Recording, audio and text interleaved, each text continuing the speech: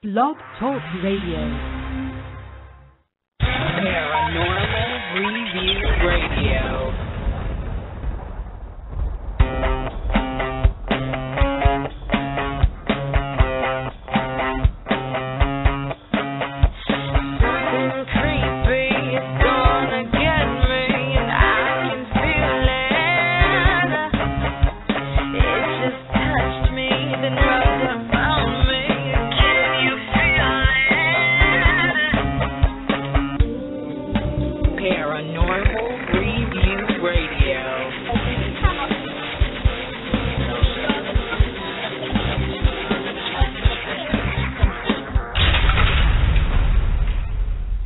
Hello and welcome. It's Friday night and you're listening to Paranormal Review Radio with your hosts, Anthony Agati in New York.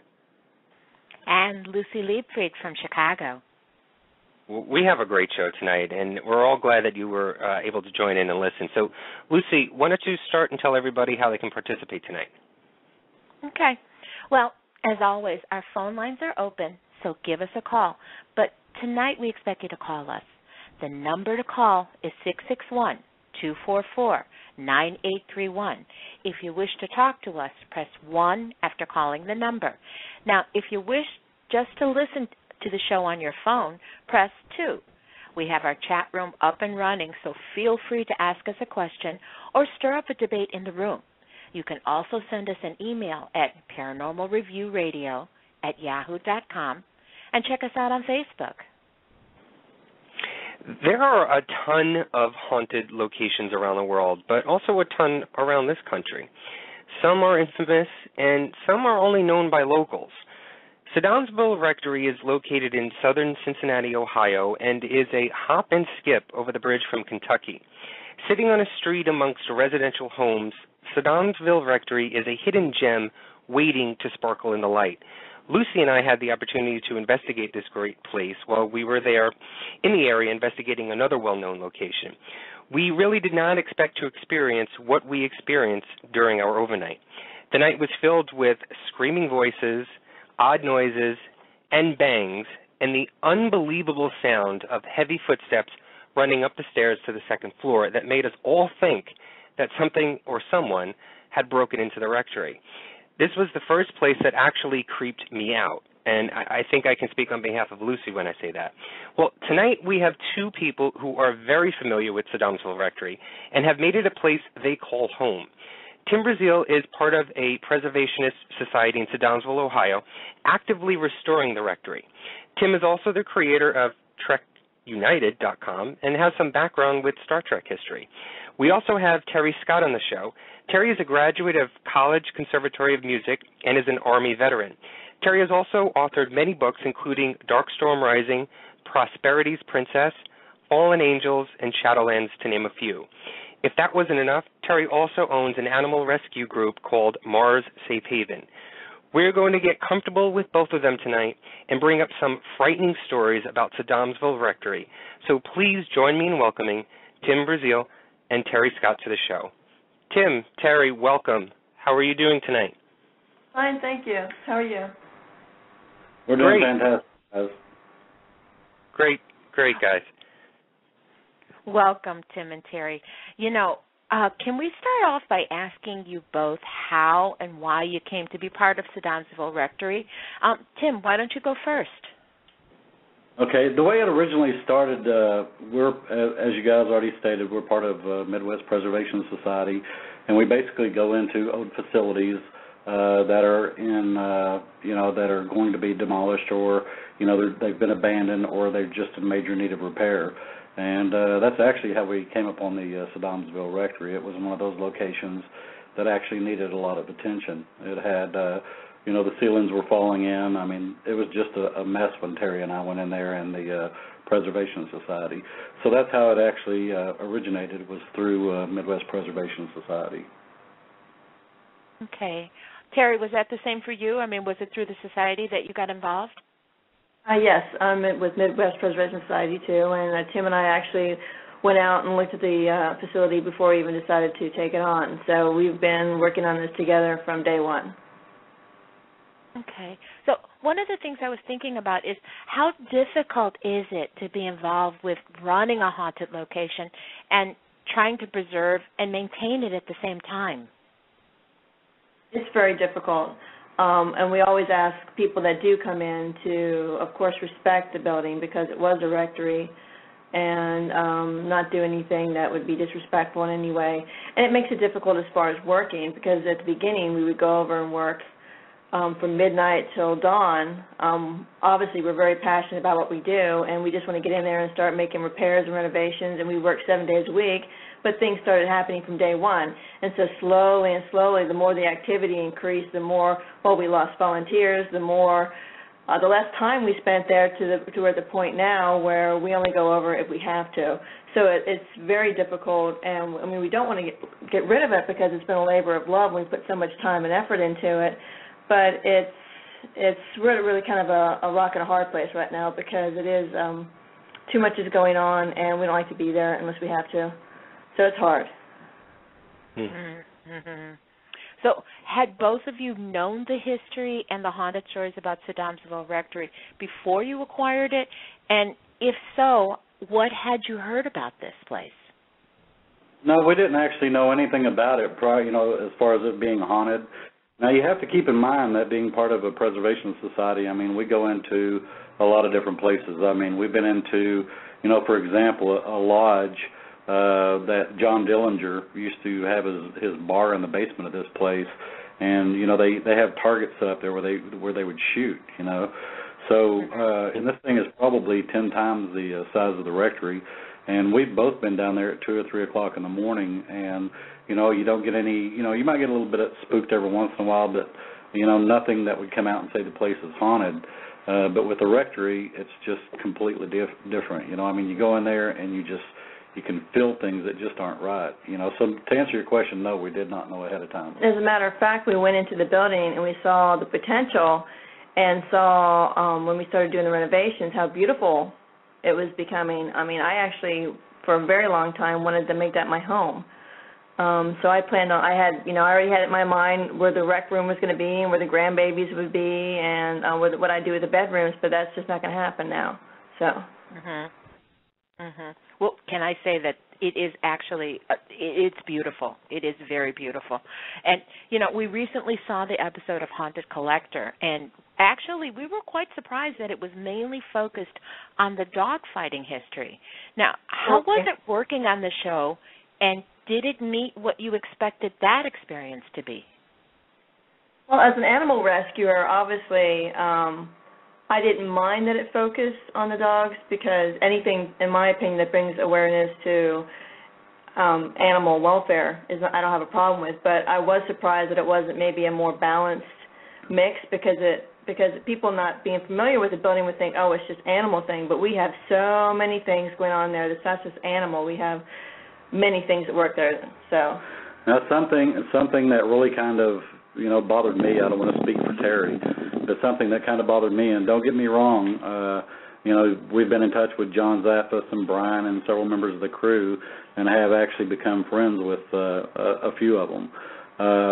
The thing that I didn't particularly like Terrie said, she does the animal welfare, and I'm really glad that they focused on that point. Something that I didn't understand was that when Terrie and I were actually there, during the filming of this, they actually sat down and played about 2 hours of EVPs that they got while they were, all over the rectory. But, I mean, in the attic, in the basement, the creepy room, I mean, they just had literally 2 hours of EVPs. And actually one of the newest member, the girl, I can't remember her name, but she actually said that, she told Terrie and I both that she couldn't believe how many EVPs and how active the place were. But if you look at the episode, when it shows John in the creepy room, and then I think it shows 2 others in the attic, and they're like, nope, nothing on the EVP. And we didn't really understand that because there was, literally 2 hours of EVPs that we listened to with the crew. But I also understand it's a show, and they're there for several days, and they have to compact that into 19 minutes. That's just the storyline they chose to follow. It was very interesting seeing the dog not going in the basement. We've had it happen with our own dog before. Right. So it's basically like a sound bite of what really goes on there. Well, Tim, Terrie, I'd like to get more into the stories and experiences at Sedamsville, but before we get to your personal experiences, you both, I was told by another radio host, David Howard from Cincinnati FM radio station, he had actually interviewed you both, I think it was last year, and he mentioned I should ask you about the story regarding the Cincinnati Archdiocese Catholic priest that came to Sedamsville. Can you tell us about that story? I'll let Terrie answer this one for you. Yes, David Howard was very kind, and he brought in a Catholic priest for us. He spent a few hours there talking with us, went room to room and blessed the building for us, and he was a wonderful man. And the thing, I guess, that sticks out of my mind the most about him being there is one of the things that Tim and I have both experienced is seeing what appears to be a figure wearing a robe, and it's actually a Franciscan robe. And we were sitting in one of the rooms, and the priest was getting ready to put his robe on to do the blessing, and sure and behold, he puts on the robe that's a Franciscan robe. And Tim and I just kind of like did a double take and said, oh my God, look at that, that's exactly what we've been seeing. And this priest happens to be part of the Franciscan order too, and that was a little unsettling. But he was a wonderful man, and we really appreciate him coming out there and blessing the building for us. That's great. Was that actually the first time that you actually had a Catholic priest in there? Yes, it was. We'd had Native Americans in after John Zappis came out, because John Zappis and I talked about that a great deal, about what we could do to try to find some peace for the animals. And one of my rescue friends is involved with Native Americans, and so I made arrangements with her, and we had the shaman come out and the tribal elder, and they did a beautiful moving ceremony throughout the entire rectory. I mean, all of us were in tears by the time they finished.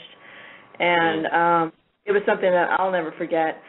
I don't think anybody that was attending that would forget it. I mean, no, it was amazing. It was awesome. It was one of these once-in-a-lifetime things. And the thing I loved about the end, we all came together, Christians and Native Americans, and we were just mutually respecting each other's beliefs to try to help the animals.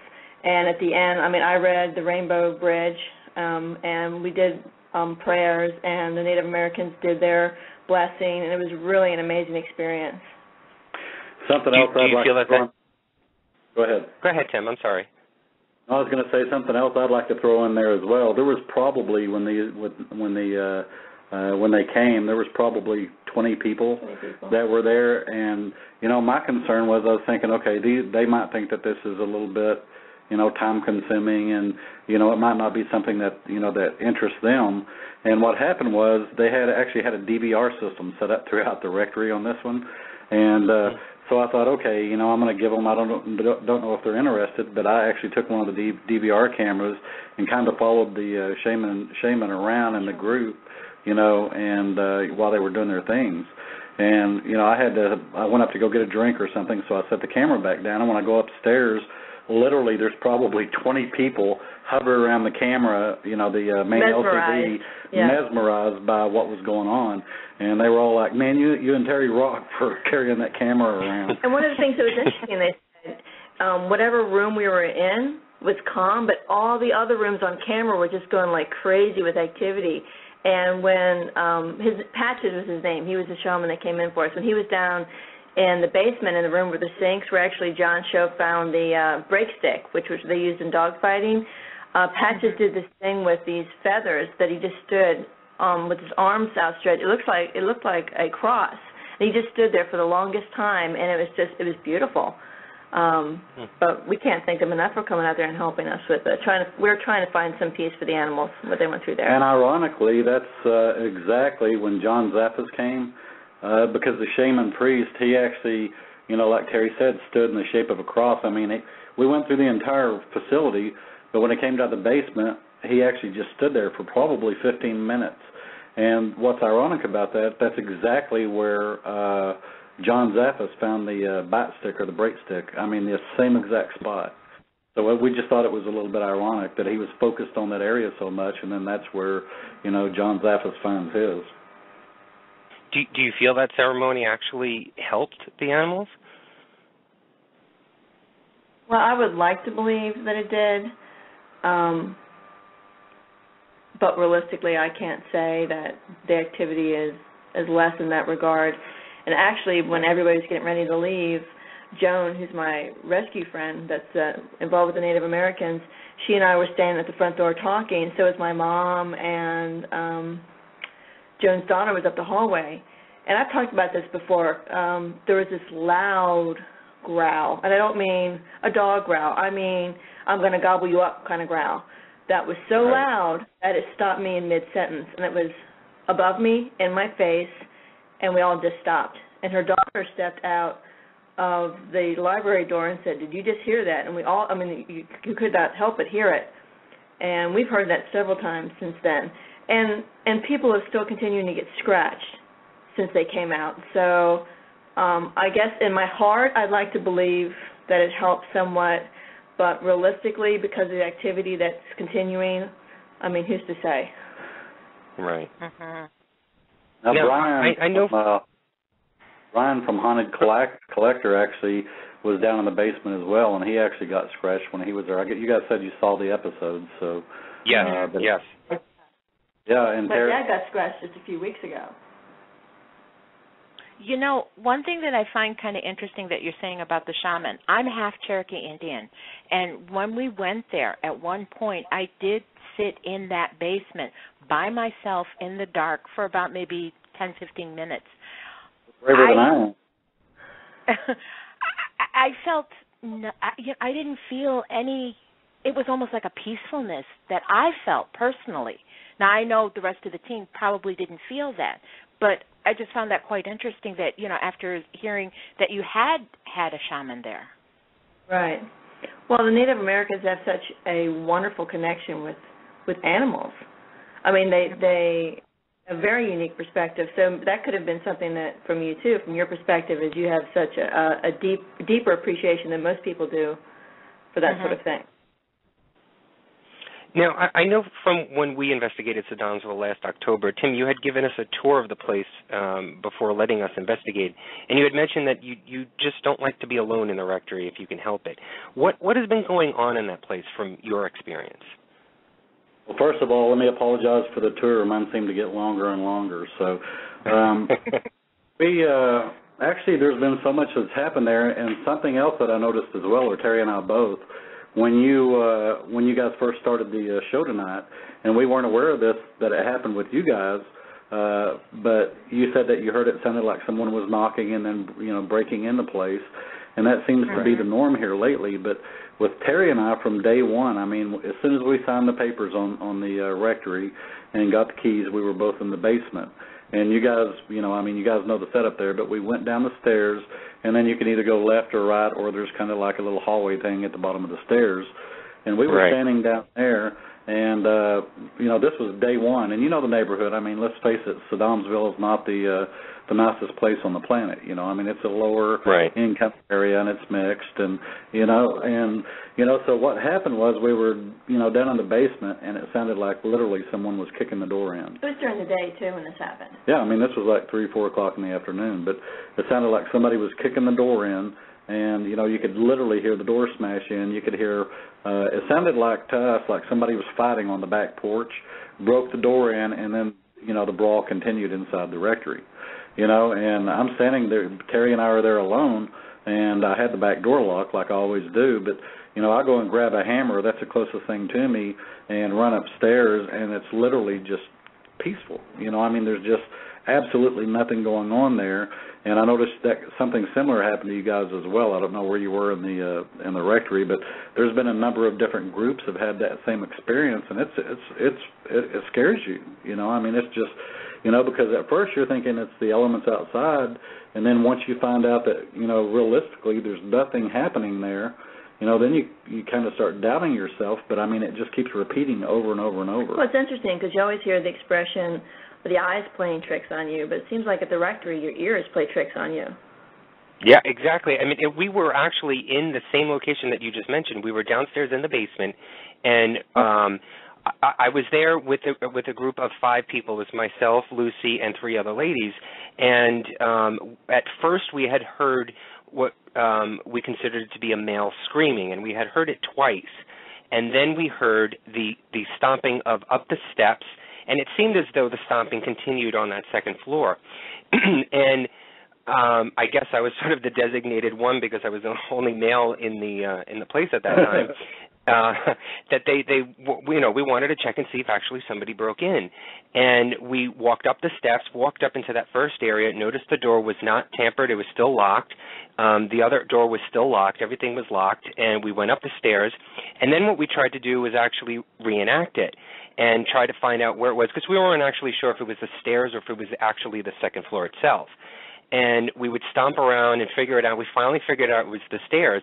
But then we also went outside, and we did a little reenactment outside for voices and for stomping, and it was not coming from the outside because we had thought people or kids were playing tricks on us. But it was coming from within that rectory. It was just amazing. How do you explain that? You just can't. You have to share it. Can't explain it. You just share it. Now, we've had several groups. We had one just a couple of weeks ago, actually. Actually, it might be closer to a month, but the leader of the group's name is Robert. But they actually had all their team in the basement, and after listening to you, it's kind of bizarre because most of this seems to happen when people are in the basement. Mm-hmm. But so they were in the basement, and I think we actually sent you a clip of this. But they heard like gunshots. They heard yelling. They heard yelling, screaming, the doors being kicked on, running upstairs or tromping around upstairs, and they all hovered in the basement and dialed 911. And they didn't know they did it, but they literally had the camera rolling while they were while this was all happening. And let me say this real quick. I guess I'm a little bit dense because, when Terrie and I were there by ourselves, I don't know why I went upstairs with a hammer. I should have done what they did and went in. Right. But Anthony didn't call the police. You didn't call the police either, did you? No. Why didn't you call the police? You know what, Tim? It's just natural instinct. That's what you do, right? Yes, I guess. So they actually called the police and stayed on the phone. You could hear everything. And like I said, we shared that video with you. But, you can hear, the wood banging. You can hear, and all these guys were, kind of hunkered in the basement waiting for the police to come. And what's weird is they said as soon as the police actually got there, all the noise stopped. And there was nothing. Right. We actually did post that on our Facebook page. It's an amazing piece of video. Mm-hmm. And there was another group since then that's happened to as well. Actually, Ed Shanahan's group that happened to as well. And they said that they had some other people standing out on the back, and they heard somebody saying, I don't know the exact words, but don't shoot me or don't do something. And, they had the entire experience again. So while they were it happened to them on the back porch, everybody else, it seems like it's happened in the basement. But, it just seems so real. And Terrie and I have tried to do the same thing. We've tried to go outside and reenact it and yell and scream and everything else because, when you have a location like this, things start happening and you try to justify it in your mind. So you right. go back through, you go to Google and you try to look what, ghost hunters do to, what equipment they use and everything else. And that's what we've been doing is trying to figure out from a logical standpoint what is going on here.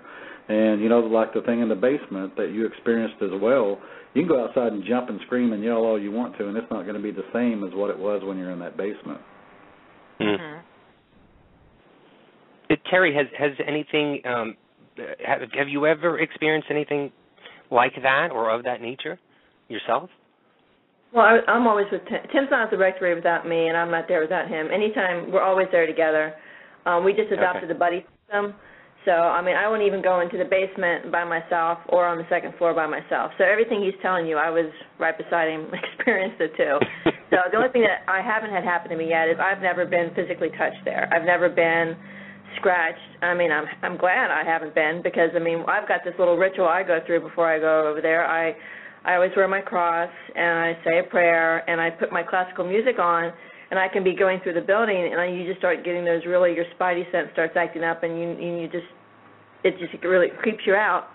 But I just stop and I'll say, I just tell myself, I know you're there. I'm just ignoring you, and I just don't. I guess I just look at it like kind of a mutual respect type thing. I don't want them to bother me, and I won't bother them.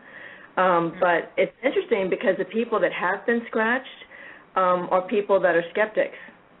Not that I was a huge believer or anything, but Tim was way more of a skeptic than me. So was my father, and he got scratched as well. And Brian was too.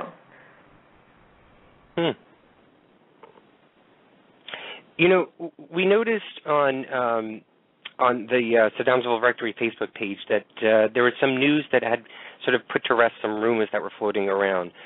Are you able to share anything about that? I'll leave that to Terrie. Well, it's one of these things. We talked about the first question about respect. Respecting the building what it was at one time, and respect for people's religions. We just know things that we were told before that people aren't comfortable coming forward and saying publicly. And we were given information to prove absolutely that certain things happen there that were not very good. Okay.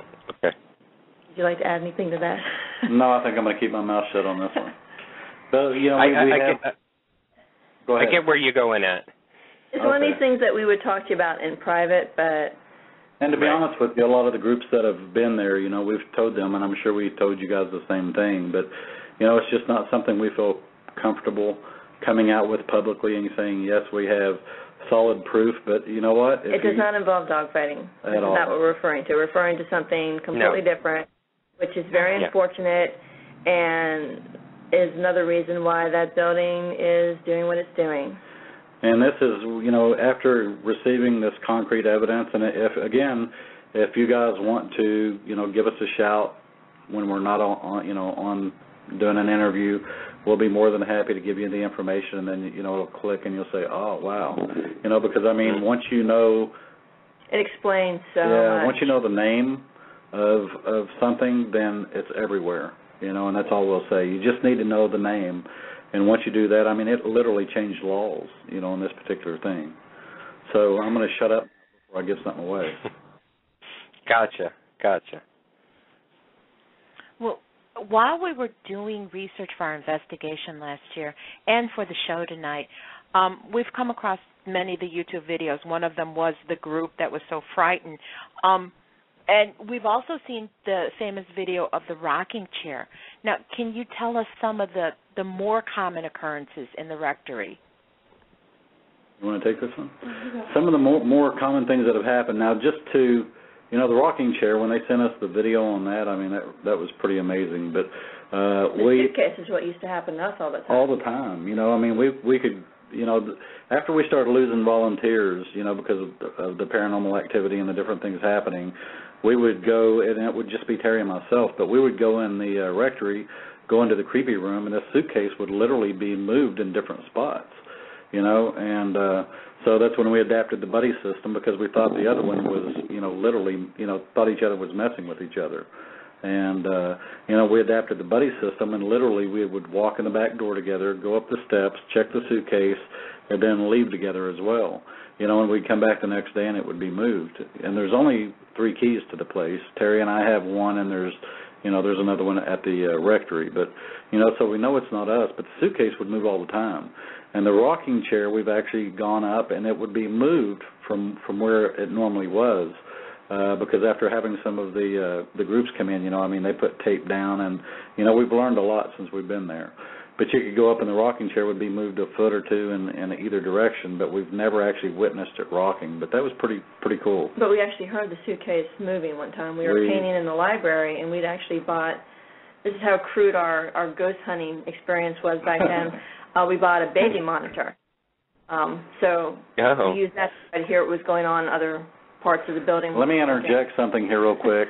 If you own a haunted facility, don't go to a haunted movie, especially a good one, because you'll never want to go. We bought a baby monitor, and we put it up in the creepy room. The creepy room is where nobody ever likes to see me go in there, has never liked to go in there, and that's where the suitcase is. And Tim and I were painting in the library, and then we hear this whoosh, swishing noise, and we just kind of stopped and looked at each other.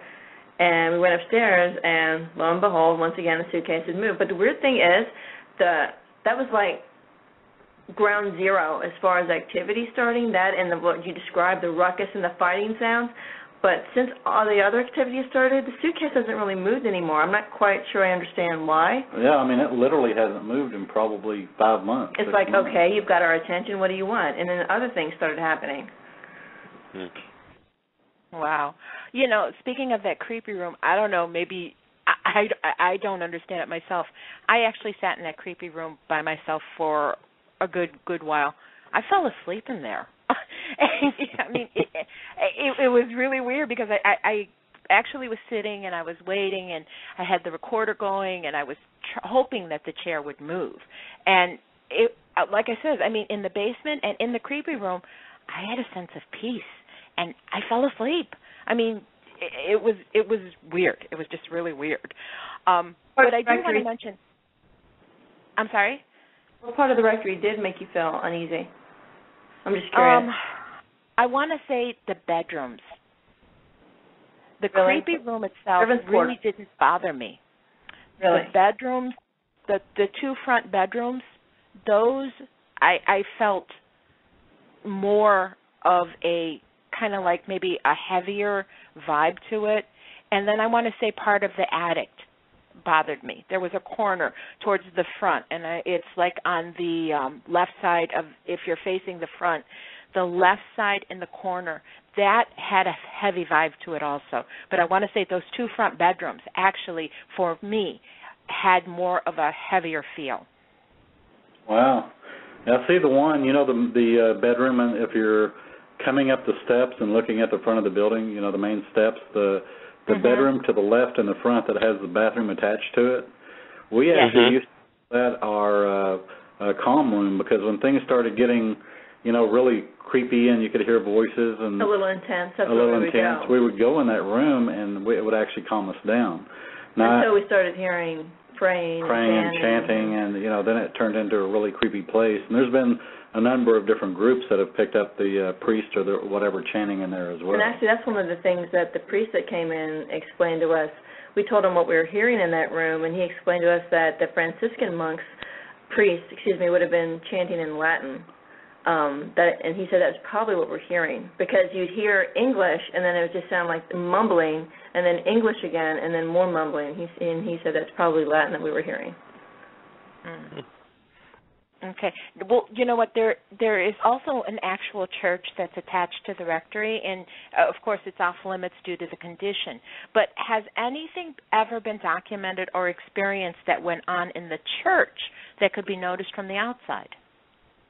Actually, there was, I can't remember the guy's name. He actually posted a photo not long on off of our Facebook page, and we've seen it before. His name's Chris something, but his group actually came in and took a picture of what appeared to be a child. You know, everybody was saying it was a girl, but to me it just looked like a child looking out of one of the windows, the stained glass windows.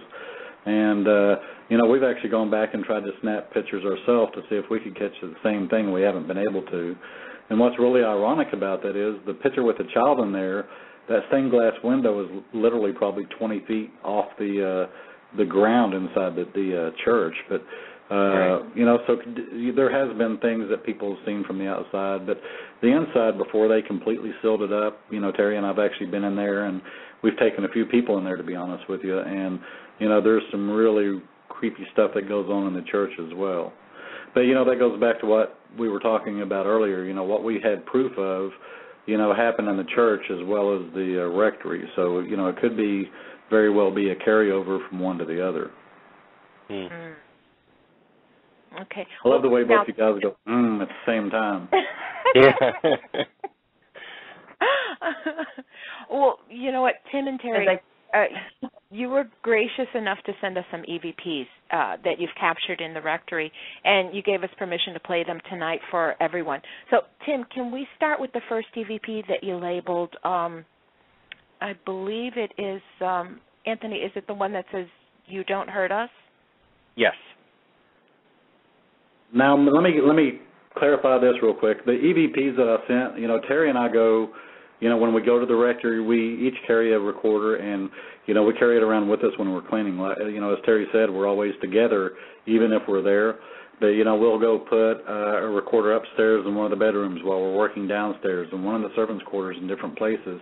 And we get tons of EVPs every time we go over there. You know, I mean, it doesn't matter if it's daytime or dark or whenever. But the EVP that you're referring to now, we were actually, I believe, in the servants' quarters, and I was getting really creeped out because I was hearing voices, and And, there was a number of different things going on. And basically, and Terrie was feeling pretty awkward as well. And basically I was saying, you don't hurt us and we won't hurt you, kind of in the form of a question. So you can tell the story when you're practically running around the rectory with your pants around your ankles?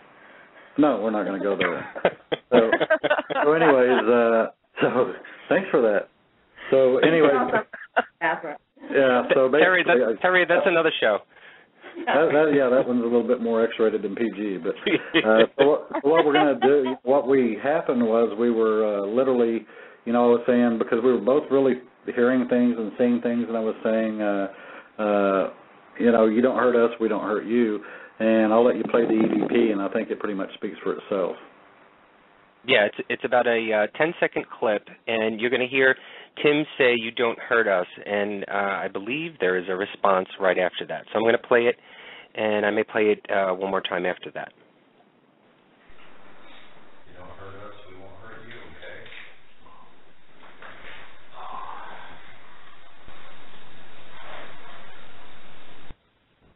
All right, let me play it one more time. I just increased the volume on it. You don't hurt us, we won't hurt you, okay?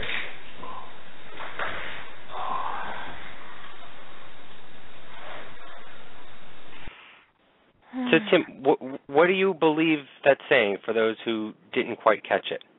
I think it's saying it'll go kind of really abruptly, but you can plainly make it out where it says die. So basically we're saying, I'm saying you don't hurt us, we won't hurt you. And the way I translate that, it's saying go die. Yeah, that's what I hear. I hear a very brief go, and then I hear a die. It's a very exaggerated die. I think that's an amazing EVP, by the way. Yeah, thanks. I think we pretty much left the record after we played that back and heard it. Well, Patrick Burns got an EVP where he was actually asking if they would leave us alone and let us continue. He has that EVP. Oh, do you? Yeah. Letting us continue to do work. And basically it came back and said, no, I'm going to F with them, which was, very unsettling. Mm. Now, you also sent us another one, and this one is titled 99 Rose Pike. What is this one about? Okay, now what happened on that one, this was, we told you about the ordeal in the basement from day one, and after we came back and started realizing, look, there's something not right here at the rectory, because we could literally hear, well, I'll put it this way, Terrie and I will be giving a group a tour, and somebody will say, did you hear that? I just heard screams, or I just heard groans or moans, and Terrie and I have gotten so used to this that we just block it out. We can hear it, but we just keep on going with the conversation like it never even happened. And these people are going, I guess to ghost hunters, that's something really major, And to me and Terrie, we hear this so often, it's just kind of like, We're desensitized. Yeah, we're just like, shut up, tell them the thing to shut up and let's move on with the tour and get it over with so we can get out of here. So, we've become a little bit more immune to it than I think most have. And I forgot your question, to be honest with you. 99 Rose Pike. 99 Rose Pike.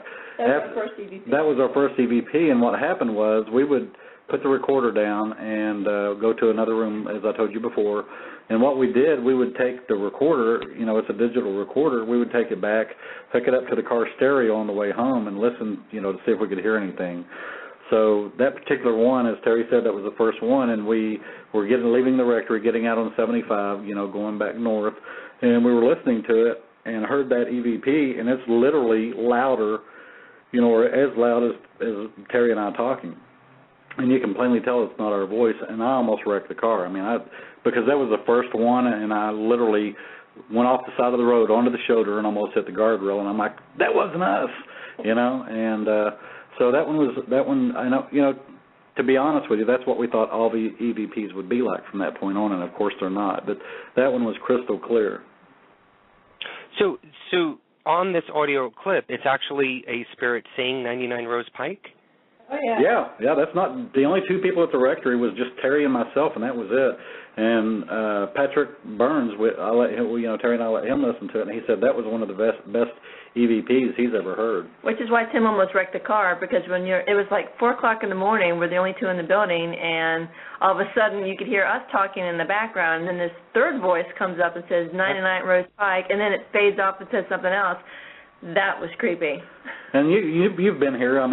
These walls at the rectory are a foot thick. Yeah.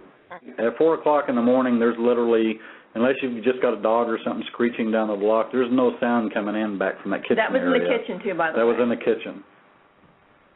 Yeah, because when you sent this and we were reviewing it just to listen to it and then be able to upload it onto Blog Talk Radio, I'm saying to myself, that's clear as day. That sounds like an investigator saying that. I mean, I wasn't sure where the voice was, but that's amazing. That's and it's saying 90. Is there any significance to this 99 Rose Pike? Well, it's interesting because we were looking into that, and I think actually even Marley might have been the one that suggested it, Patrick's wife, Marley Gibson, that when they were using like dog fighting codes for dog fighting, right? That sometimes they would use codes like that, and maybe it is. To me, it sounds like they're saying goodnight to somebody, or 99 Rose Pike. Like I mean, I don't know. We don't understand what it is, but it was. Like I said, Tim almost wrecked the car. So I didn't expect anything would be that clear because it's literally like Terrie and I are standing there talking, but I mean you can definitely tell, you know, to us it sounds like an African American male, and you know it's clearly not Terrie or myself. So you know I almost hit the guardrail on that one. We practically crawled, and next time we went over there, peeking around the corner, expecting something to jump out at us. I'm going to play it for everybody. It's about 37 seconds long, so and I've got the volume all the way up, so hopefully everybody can hear this. Okay, the recorder is in the kitchen, and we're all leaving.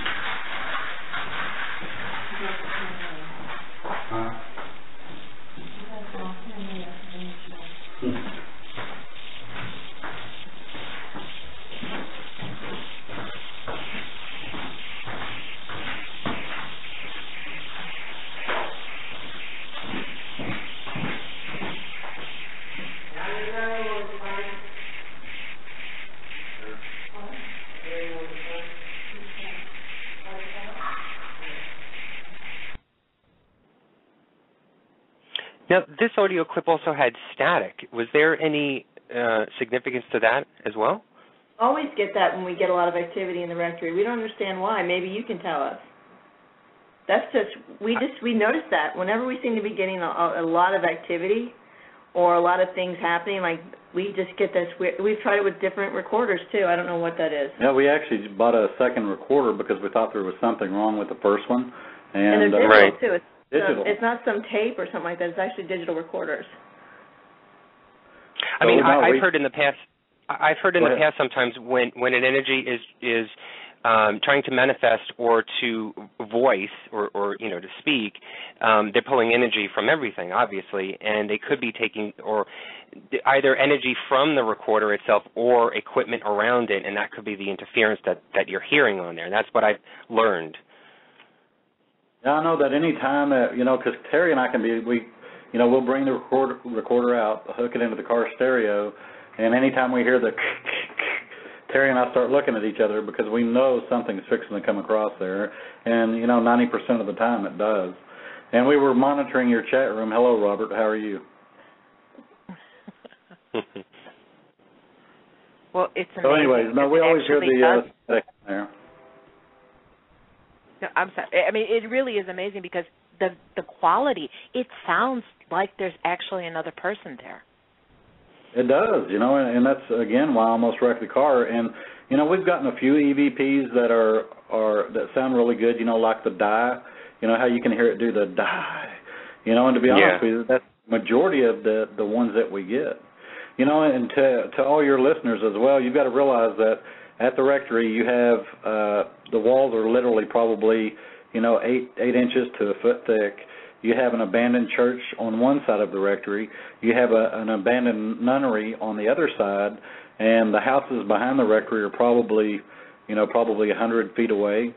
And you know, I mean, there's just no way. And again, you know, you guys have been there as well. There's just no way that sound's going to carry. Even if somebody would literally have to be in the kitchen to get that recording, and Terrie and I were the only ones there. Well, first thing we did, too, we started Googling, trying to see if there was maybe a Rose Pike that lived there. Yeah, or a street or something, and or some sort of combination of what that EVP was saying. Okay, what about the next one we have here labeled "We Heard Something Downstairs"? I'll have to listen to it to tell you. Okay, it's a very quick one. Okay. All right, I'm going to play it for everybody.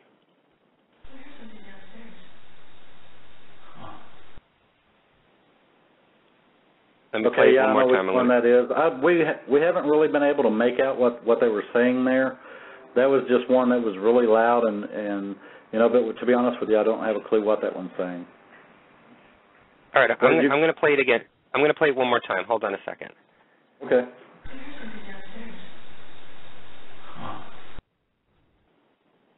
It's on the very end, right? Yes.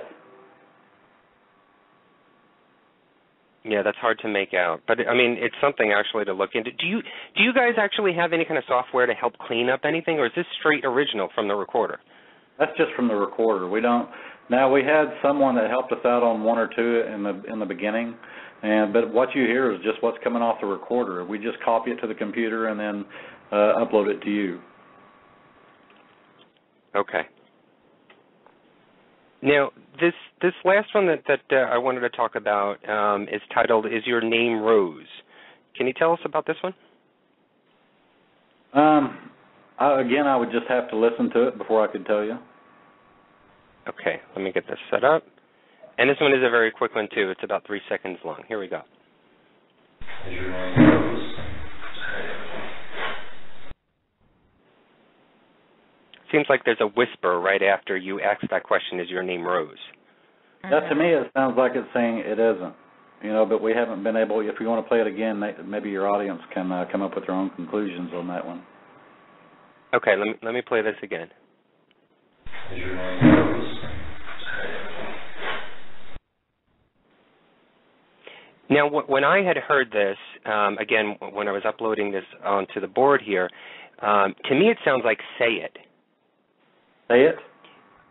Say it. It could, because it almost sounds like a male's voice to me, and it may be, if you are trying to speak with a rose, it may be a male spirit with this rose, and it's sort of like, spirits talking to each other, and, this male spirit is saying to the rose, "Say it."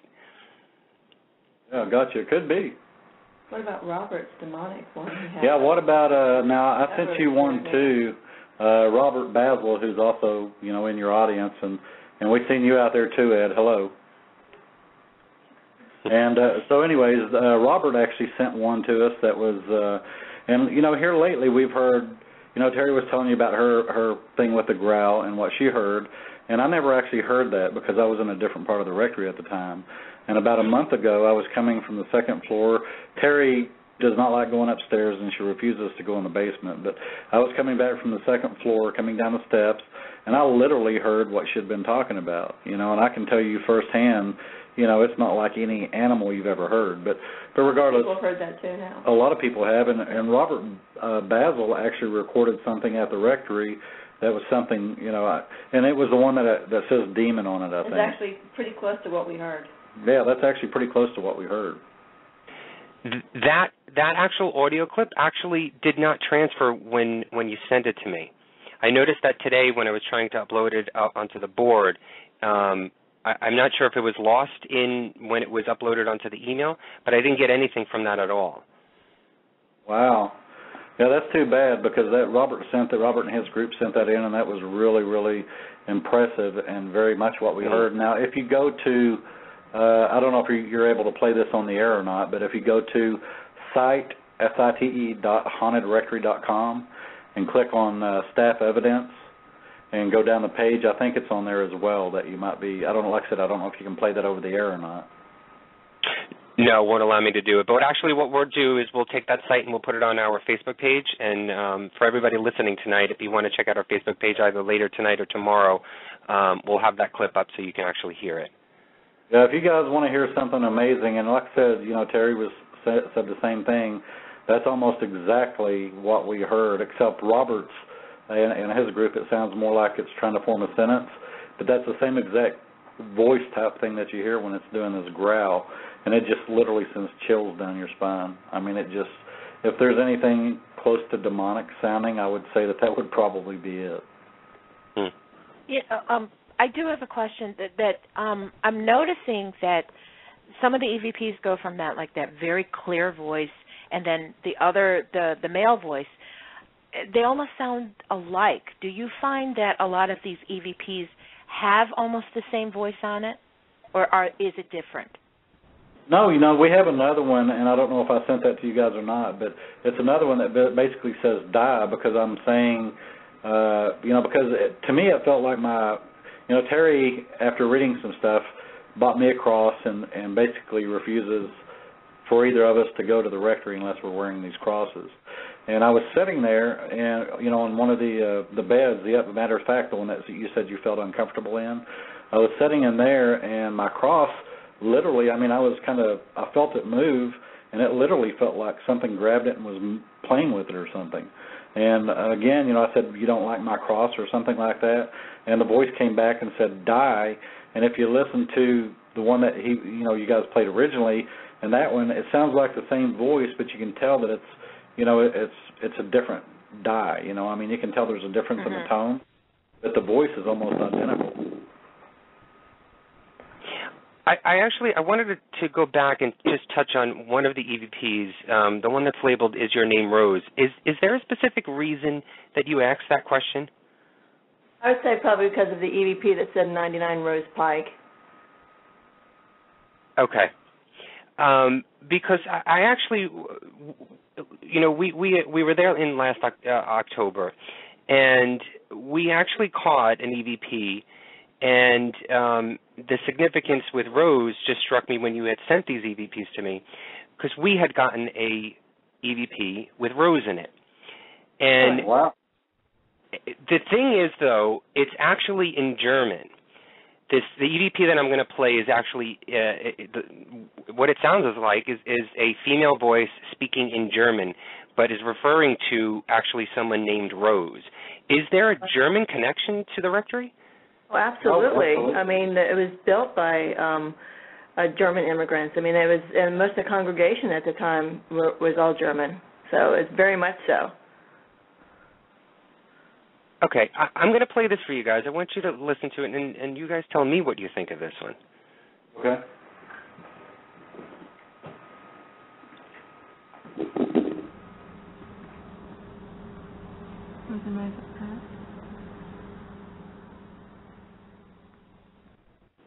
It's clear as day. When we were reviewing this EVP, when we first got it, we actually thought it was one of the members actually speaking it. But upon reviewing it and researching it and listening even more, what we got from it was somebody speaking in German. And it sounds like to us someone saying Rosenmeiser-Pan. Saying what? Rosenmeiser-Pan. Okay, go ahead. And got it. what I don't speak German, and nobody in our group at that time spoke German. So I had taken this to somebody in my day job who actually lived in Germany and moved here. And so I played it for him, and he was able to capture a few words except for one. And he was able to capture it saying, Rose is blank pain. And, you can fill in that blank with Rose is in pain or Rose is something.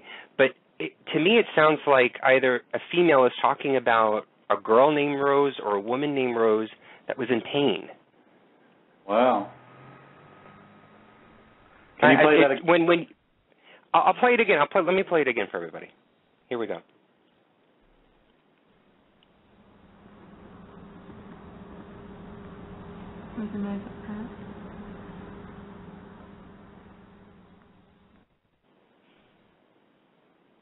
Still to this day, I can't believe that we've actually gotten a clear EVP like that. I've never gotten a clear EVP from any other location that I've been in like this one. Yeah, no, that's, when you played that the first time, I thought that was one of your team members or something, and I was waiting to hear the whisper, and there wasn't one there. That's actually what we thought, yeah. Yeah, no, but that goes, something that Terrie doesn't like me saying this, but to me it's true, but, the rectory is, if you believe in EVPs, the rectory, especially if you go on a Friday or Saturday night, the rectory is EVP Central. I mean, it literally, it's gotten to a point to where we go over there just to try to see if, what we can get at that particular time. Now, the German thing you said is kind of different because we got our first German EVP last time we were there. And I think you guys have that, but it says Wunderbar, and then it goes into something else. And I can't remember what I titled it. I think it's just titled Wunderbar on the EVPs that I sent you. But there's something that has been going on here like the last 2 months, and Terrie and I can't figure it out, and we haven't really wanted to mention it because, what's going on, we had, starting out, we had one recorder over here.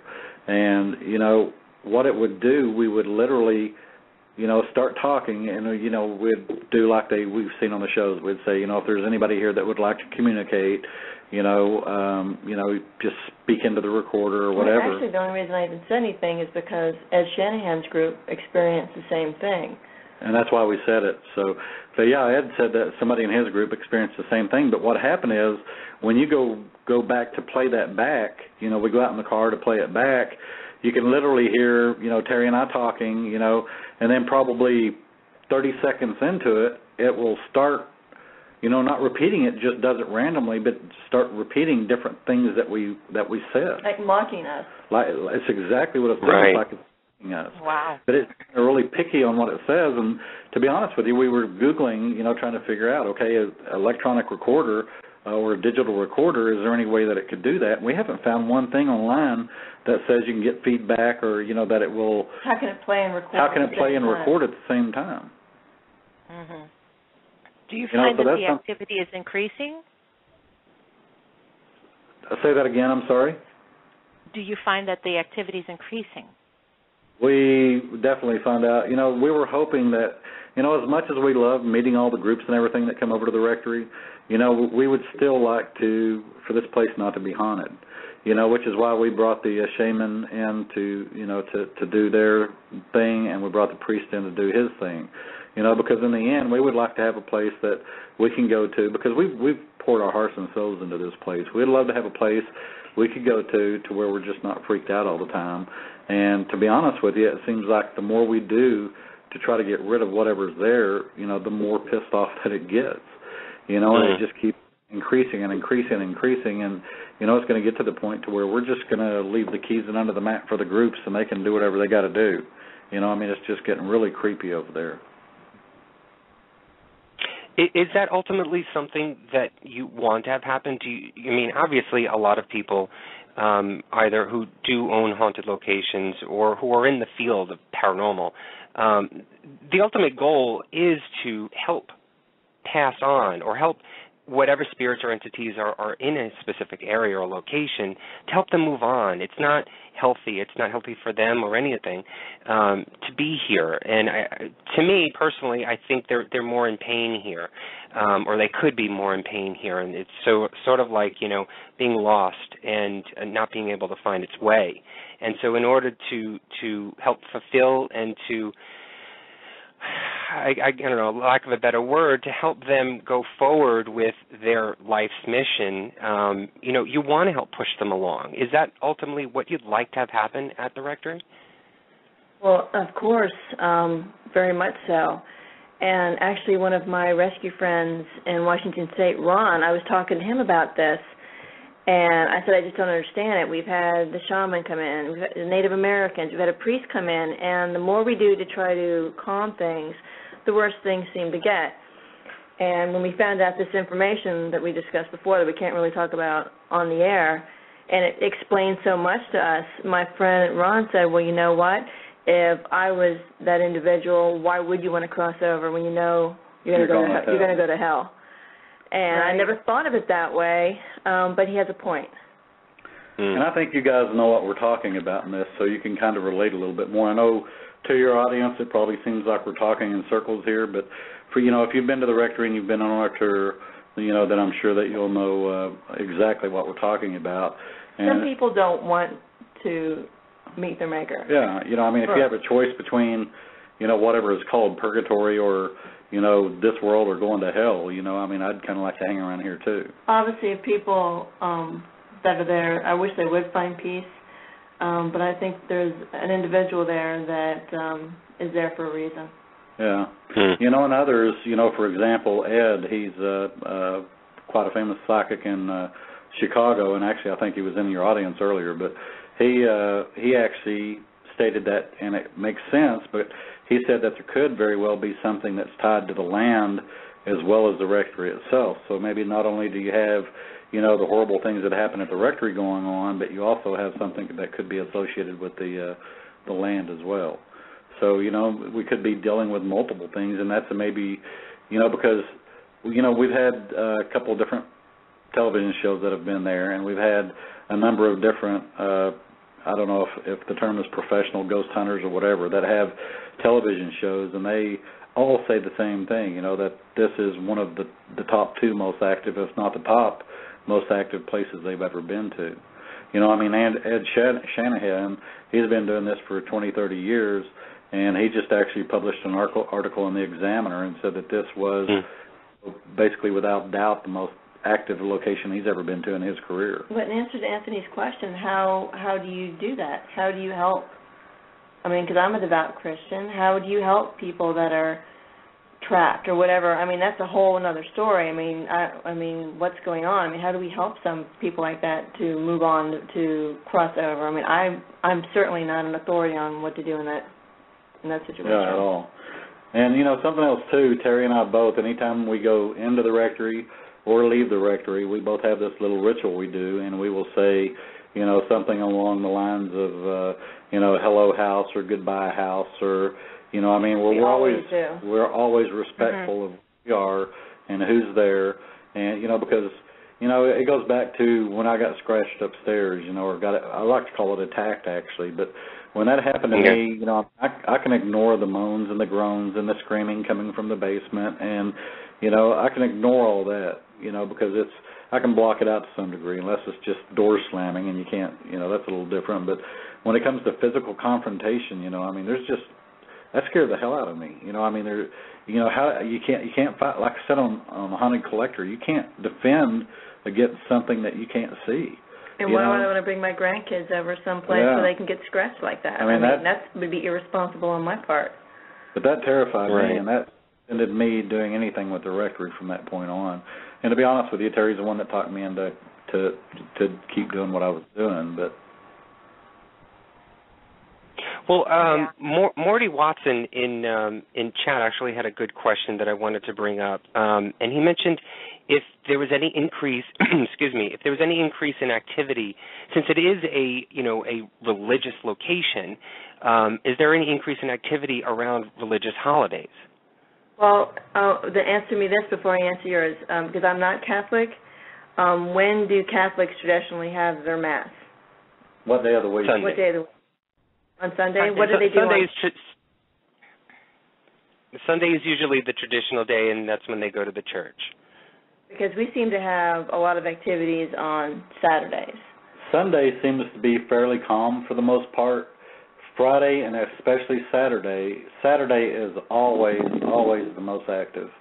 And we haven't figured out why. We don't know if the Catholics do something because, Terrie or myself, neither one, we're raised Catholic. But, whatever happens on Saturday, that's the most increased day of the week. Now, as far as we have noticed, though, increased activity around, especially I know around Easter. Yeah. Palm Sunday, Good Friday. It seemed like the activity. I don't know why. It wasn't bad activity. It just seemed to be the high holy days. The days that you mentioned in the Catholic religion are the high holy days. Now, on Saturday nights, though, a lot of people that don't go to church on Sunday morning will go to Mass on a Saturday night. Traditionally, a lot of people, they seem to go to confession on Saturday. So that might be a connection also.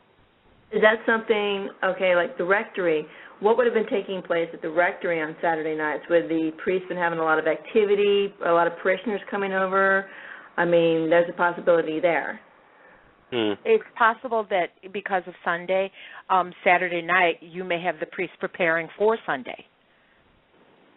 Okay, yeah, but Saturday, regardless of what's going on, we noticed in the chat room, Mary said that Catholics has Saturday Mass as well as other activities. And, Friday and Saturdays, but you know what, I mean, that Saturday by hands down seems to be the most active.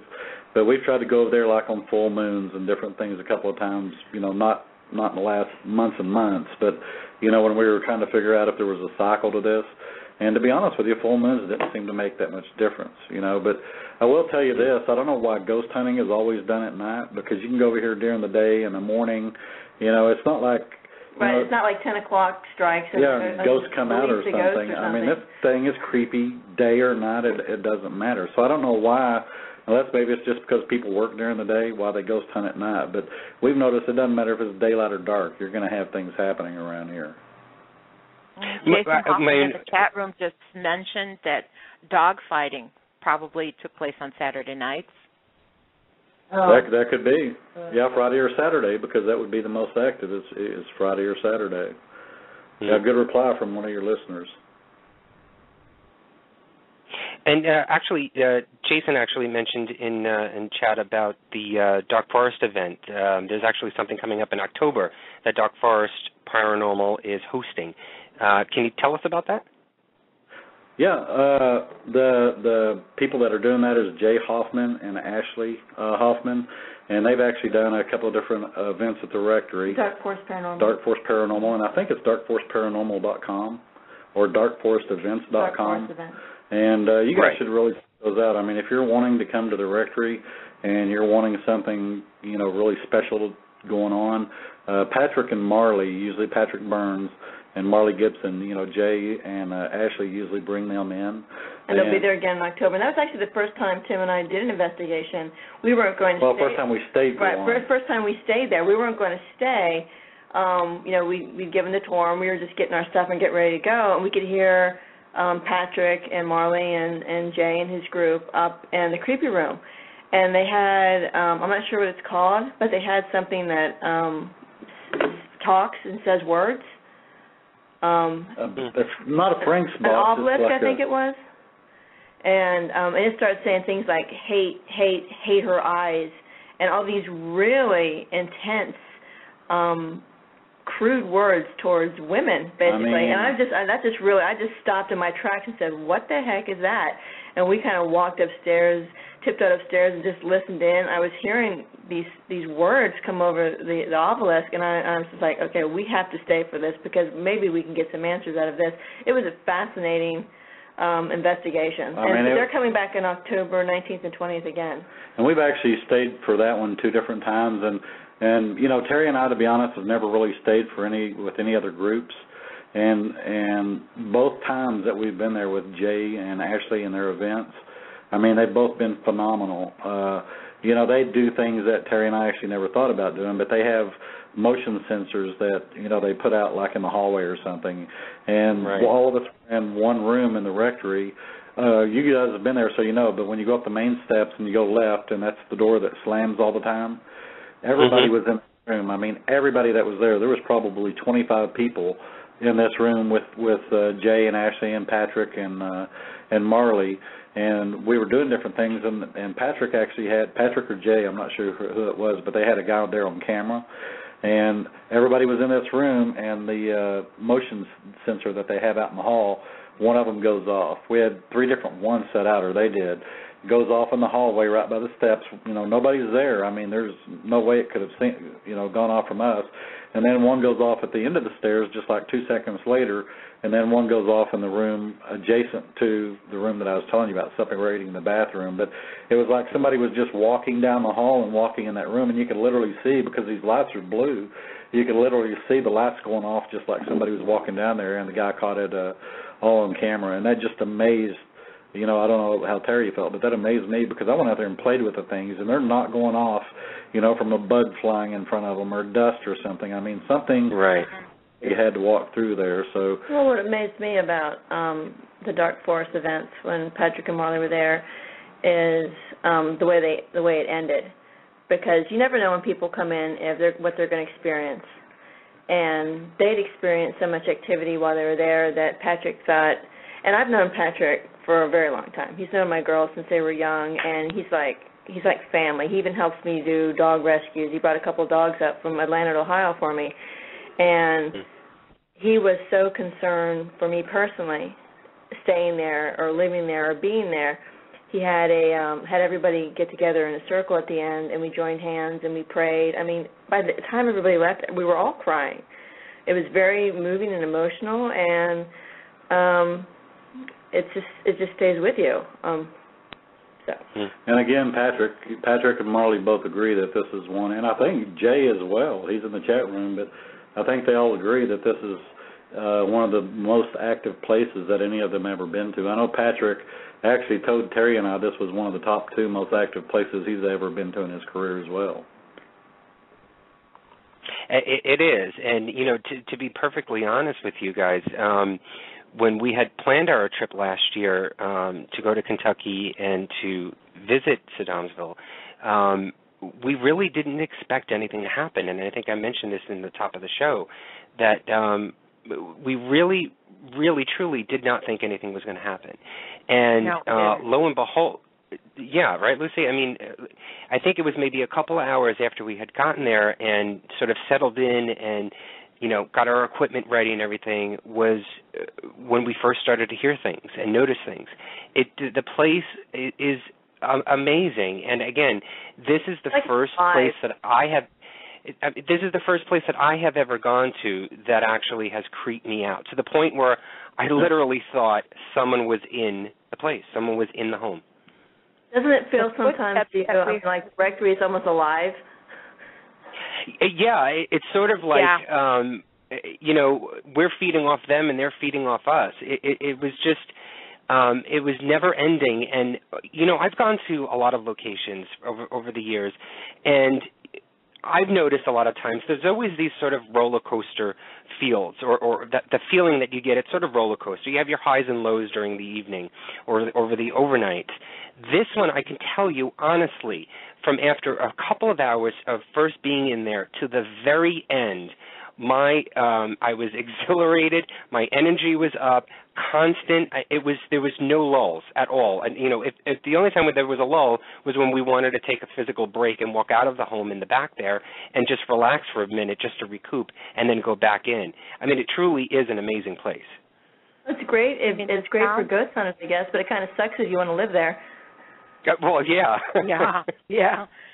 But the sounds of those footsteps, honestly, I've never heard anything like it.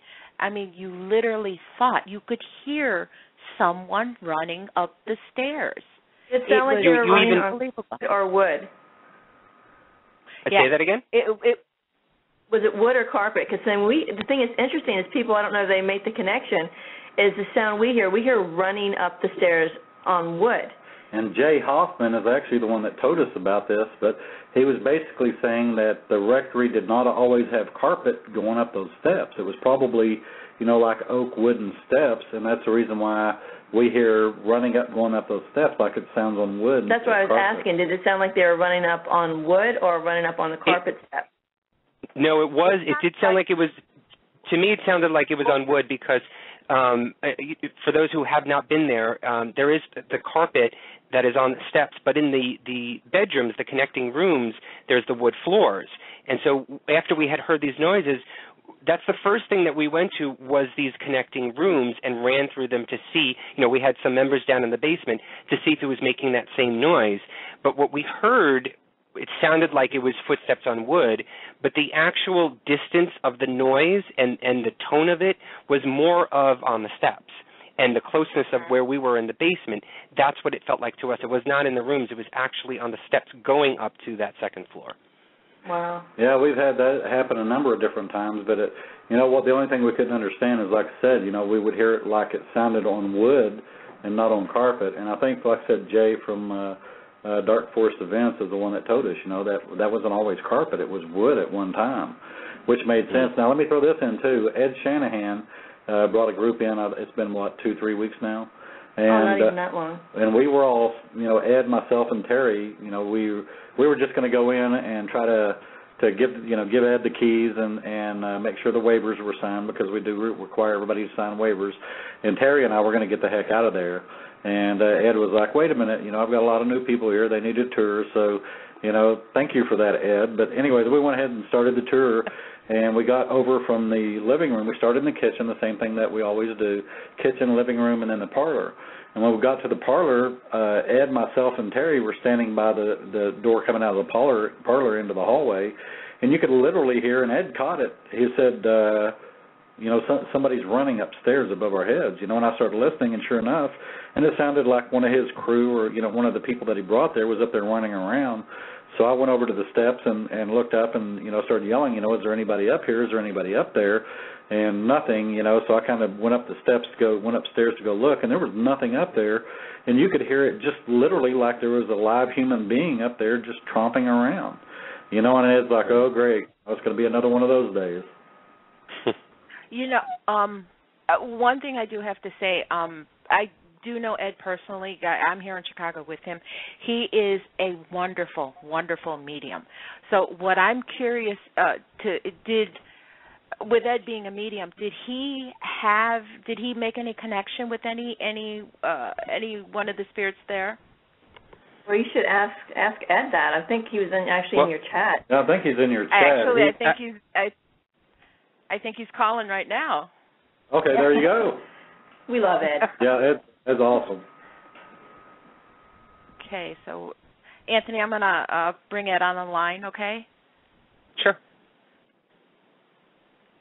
Ed? Hello. Yeah, I'm trying to shut down the volume. Hello. How's everybody doing? Hello, Tim and Terrie. Hello. Hey, Ed. Hey, Ed. Hello. Hello. For our listeners, this is Ed Shanahan. He is probably one of the best mediums that I've ever had the pleasure of meeting, and he's here in Chicago with me. Ed, welcome. Thank you, Lucy. Thank you very much. I'm reading some of the stuff on the board here, on your chat board. Can I just freely speak? Is that okay? Sure. Because I do look at things differently than a lot of people do. The 2 books I wrote are based on the way I do things. When I do my circle of energy, or when I take a people to a paranormal night, okay, I am not the type of psychic or medium that will sit there and say the spirit of Mary, Ken, and Joe are here, whatever, okay? My goal is to raise the spirits so they interact with the people at the location, okay? Because the thing is to give the people the opportunity to experience the paranormal or the spiritual world, that I rather call it, okay? I don't believe, and I shared this with Terrie, and I told her this too, that, you can have the priest there, you can have whoever is there, but nobody is more powerful than the spiritual side, okay? It would not be allowed, okay? And the people that I've seen go through rituals of protection, I never use protection in anything I do, not even going there. But the people that usually go through a ritual of protection are a lot of times the ones that get hit the hardest. And it took a couple years to figure this out, because I had a couple ladies that were what you would call pagan witches, and I watched them go through the rituals, and they say, sometimes they're crying even afterwards. And I had a discussion with one of them, and I said, well, you're telling the spiritual world that you're more powerful than they are, and they're looking at it and going, oh, you think so? Okay. So then they get, like I shared with Terrie, I believe, through an email, about the ones that seem to be, because we had a guy there, we were there, I think it was 2 or 3 weeks ago. Was it that, Tim? About 2 or 3 weeks ago? Yeah, I think it's great. Yeah, and we had an individual there that spent 2 of my other paranormal nights, and he's a skeptic. His wife loves the paranormal, but he's a skeptic, and I love skeptics. I say that. When he showed up there that night, first thing I said to him is, I love skeptics. When he was freaking out, more or less, after my circle of energy, and he wasn't even in the circle, he was sitting outside of the circle. His arm was burning, he felt, during the circle, And then when the lights fully came on, and my circles are not a dark out type of situation. The lights are on, and we got cameras going because everything's filmed. But when we turned the lights fully on, he had about a 5-inch by 1-inch wide scratch going from his bicep down to his forearm that formed a welt, and blood was forming on the top. He was freaking. Okay, what's this? Am I possessed? Blah, blah, blah. It was kind of funny, and all I did was look at him and said, that's the reason why I love skeptics. Okay? And one of our other guys goes, now you're part of the big boys club. Okay? So I love the place. It's great for those that want to experience the spiritual side. We do a few things there. I did a trigger. The first time there, I got hit real bad. First time probably ever. I was actually forced to the bed. Boom. Face first. It was witnessed. That's the reason why I want to go back the second time is for round 2 because it took me off. And we went back and we did some things to actually raise the spirits a little bit more that night. And we had a lot of things going on. Tim and Terrie know what they are. I'm not going to say. You can read the article or whatever. And I had Ursula Bielski, the author, Chicago Paranormal author, and a very good team with us, Midnight Paranormal Society, and individuals. And it was a very, very active night. Very active. So as far as the priest bringing calmness or whatever, no. We think we discovered what might be doing it, what might be causing this, because I do a thing with a few people, about 3 people, in the beginning or during the night, where it's called a meditation, communication with the spiritual side. Get the people to meditate enough where they actually can start feeling what's going on in that. And Stacy, who is one of the spirit feelers that I use on a regular basis, she's developing her abilities in that. She says, I believe there's a dark witch standing here. And then it dawned on Dave what it might be. And it could be what was there before even the rectory was built and existed. And this is kind of adding to, because they shared it with you, right, Tim and Terrie? Yep. What they think it might have been before. And it kind of ties into the activity that has gone on at that place. Throughout the years, I guess you could say. So. Yeah, we actually have, or Terrie actually has a friend that works for NASA, and this goes back to kind of what Ed was talking about being attached to the property, not the rectory, but Ed, not Ed Shanahan, but a good friend of Terrie and her family's Ed Wybe. He actually had some video footage that he took in the attic, and I think we have it posted on our webpage. But you know, he has a regular camera going, and then he sets it down in the chair because I think he's trying to do an EVP session or something, and the video camera is pointed at the ladder in the attic. You know, and for the people that's been there, you know what I'm talking about. But there's a staircase, steps that go from the attic up to the sun deck, and he actually caught the shadow. And I don't know if you've seen this, Ed, but he caught the shadow of, like, it looks like an infant to me, like a small child. But he actually caught the shadow of something coming around the side of these steps, going up and down on the steps, just kind of playing around, and then disappearing back behind the steps again. And the weird thing about this, there's nothing behind the steps. I mean, it's like six-inch piece of, you know, 2 pieces of wood that just makes a ladder, you know, going up to the attic, and there's no way anything died behind it. And he actually has this shadow coming out, playing on the steps, and then going, you know, back behind the attic, and it's gone. So, you know, I mean, that piece of video was just, it amazed me, you know, and I'm just shocked that it hasn't gotten more attention than what it has. But anyways, the reason why I brought that up, that goes back to what Ed was talking about, you know, certain things being tied to the land instead of the rectory itself. Now, Ed, are you planning on actually going back there? Oh yeah, we're going to have round 3 in 2013. I'm booked already until October, so with house parties and everything else. So, and Paranormal Night. So, and some fundraisers for cancer victims. But we will be going back there hopefully in October, if Tim and Terrie allow it. I mean, you know, we do kind of raise. You're welcome here anytime, Ed. So, but no, we'll be going back in 2013 for sure. So.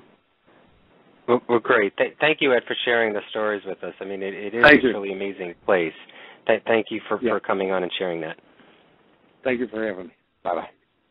Bye-bye. Bye-bye, Ed. Yeah.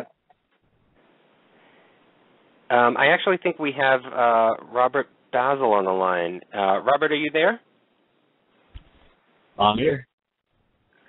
Hi, Hey, Robert. Robert. Welcome to the show. Hi, hey, Robert. Thanks for having me. Hey, guys. Hey. So, what's your take on all of this? This place was, as I heard someone else say earlier, this was a place where there was no feeling of anything was going to happen at first.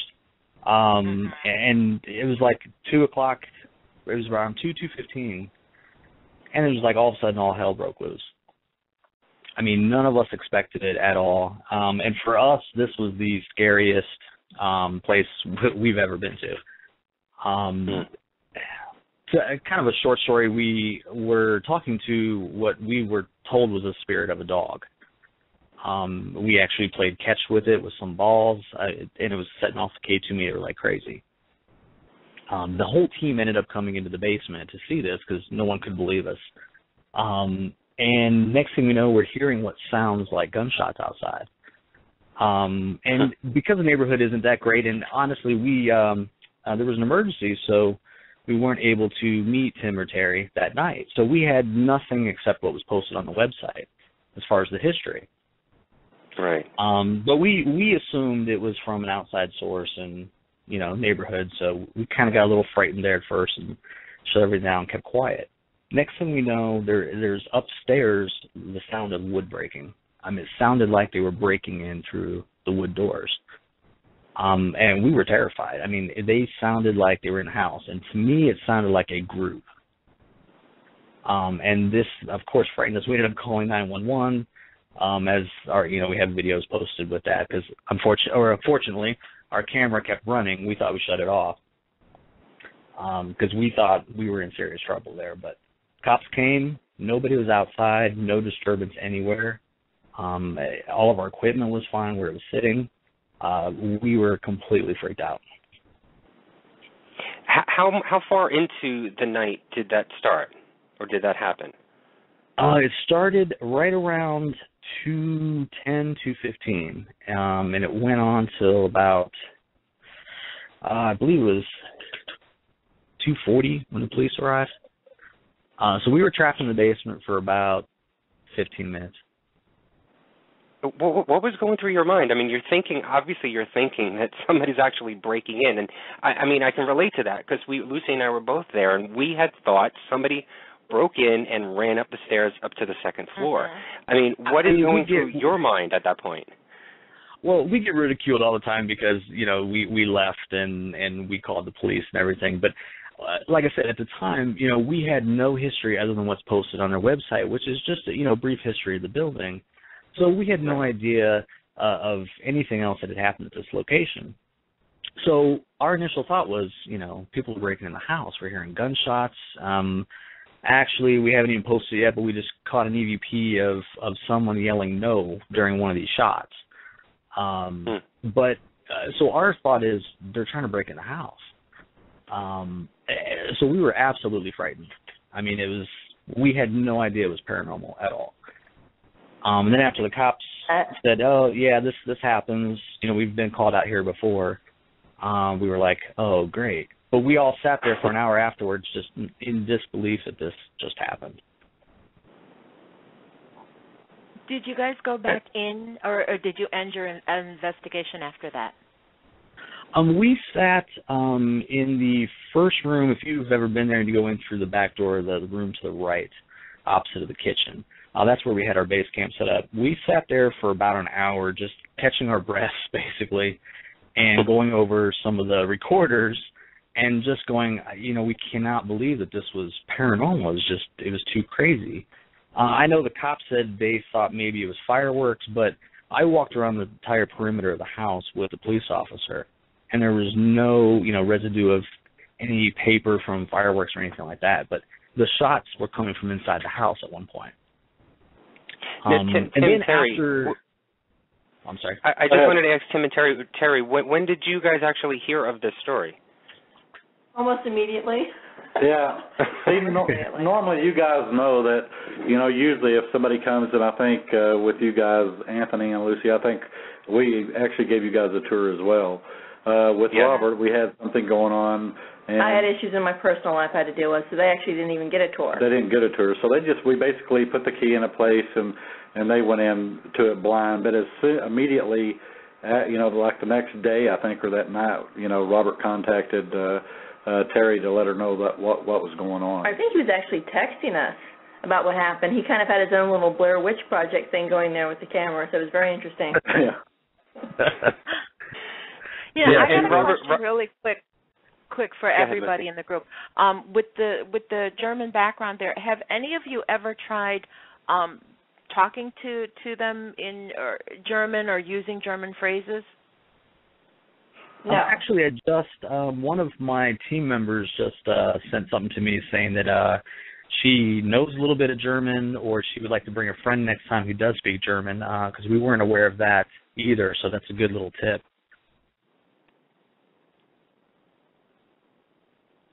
What about you, Tim and Terrie? No, we haven't until you guys told us what you did about the German. I mean, we knew it had German heritage. Everything in Cincinnati for the most part. Right. That's not that unusual. Yeah, it's not that unusual. But you guys were saying you got that in German, and then we also got the Wunderbar thing in German. So if we can find someone that maybe speaks a little bit more German or something, I think whether it's someone we know or one of the groups, I think that might be a way to get more information. That would be interesting. That would be interesting. Well, Robert had mentioned that the cops had told them that they come out here all the time, or come out to the rectory all the time. Do you find that to be true? Do you find more and more stories coming forward, or you had that happen at the end of the night? You'll get a phone call or a text, or the next day. We've had it happen a number of different times, and usually you got to realize that most of these people, Robert and his group are the exception. Most of them, I'm not saying anything about Robert. Robert, we love you and your group to death, but most people think that, they don't want to feel foolish because, here they are, they've had an experience that they think, and Terrie and I have had it as well. We talked about earlier, and so did you guys. Many times. You have something that you honestly think you're in fear of your life. You think somebody's kicking the door in, or you think that you're definitely in harm's way, and your first instinct is going to be to call 911. And we've had a number of people that's done that and told us about it in private and asked us not to post it publicly because right. After it happened, there's no validation for it. Well, Anthony, you didn't call the police. Yeah, you didn't call the police. No, we didn't. No. I don't know if that was foolish or not. I'm sort of torn. I admire Robert for doing that. It's something that you should do. You're going to a location. We as the investigators are going somewhere where we've never really been before. To in someone's home, someone's location, and you don't know the neighborhood, you don't know anything. And I'm sure, in the back of my mind, when our experience had happened, and I'm sure this may relate to you, Robert, as well, that we have our cars parked right there, and so you're thinking. People in the neighborhood see this every single day. They live there, and so, hey, it's the summer or whatever it is, and kids are out. Let's play games with whoever's in there. That was what was sort of running through my mind at first. Yeah, and if you, it was my voice that called 911, and it is pretty hysterical if you listen to it now. But at the time, the first thought is, I have to look out for the safety of my crew, and that's most important. And right. Secondly, you have cars, you have thousands of dollars worth of equipment laying around. So, you have those things going through your head, and you don't have a lot of time to react. So, hey, Robert, let me throw this in there, too, real quick. Sure. Because when this happened to Terrie and myself, and we were in the basement and heard this, and I think Anthony said he did the same thing, but my first instinct is to grab a hammer and run upstairs go conquer and defend. And logically, from a logical standpoint, if there would have been somebody up there, I'd have been killed. You know, I mean, I'm running up with a hammer, and they probably have guns. So, you know, to anybody listening, if you go to the rectory and this happens to you, do what Robert Brazeal did: dial 911, stay wherever you are till the police get there. You know, because I mean, if somebody literally would have been breaking in, we could have been dead.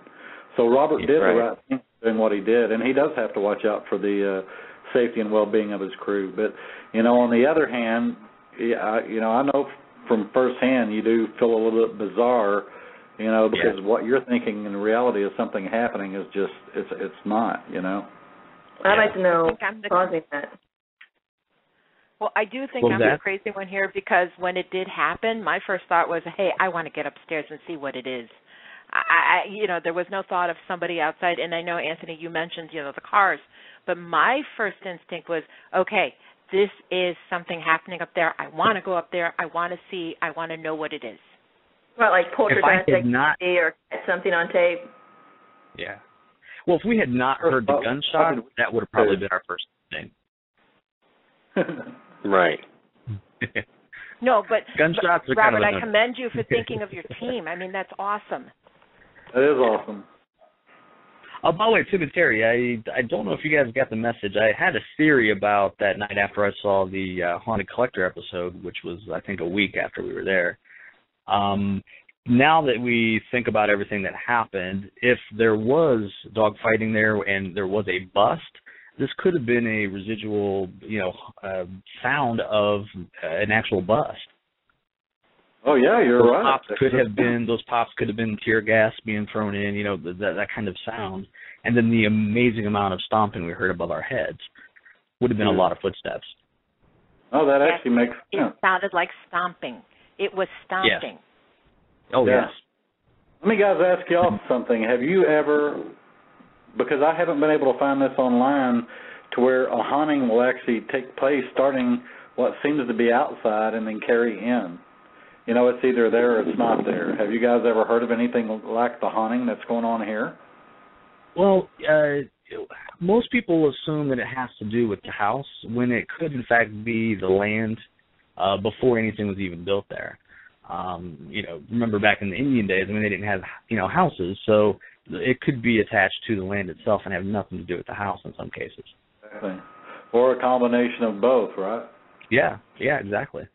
So the amount of activity that's going on there, it sounds like a lot has happened in its history.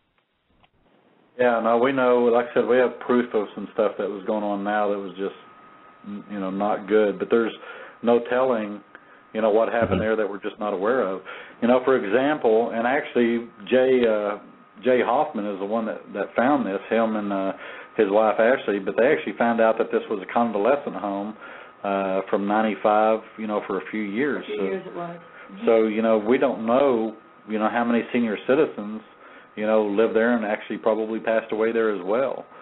Now, I will tell you this, we had a group from a magazine that came in, and they wanted to, come in and do an investigation, and basically the way they talked to us was they wanted to come in and prove that the rectory was not haunted. There was nothing going on. And, to be honest with you, this group was, really sarcastic and really, they were disrespectful to some degree.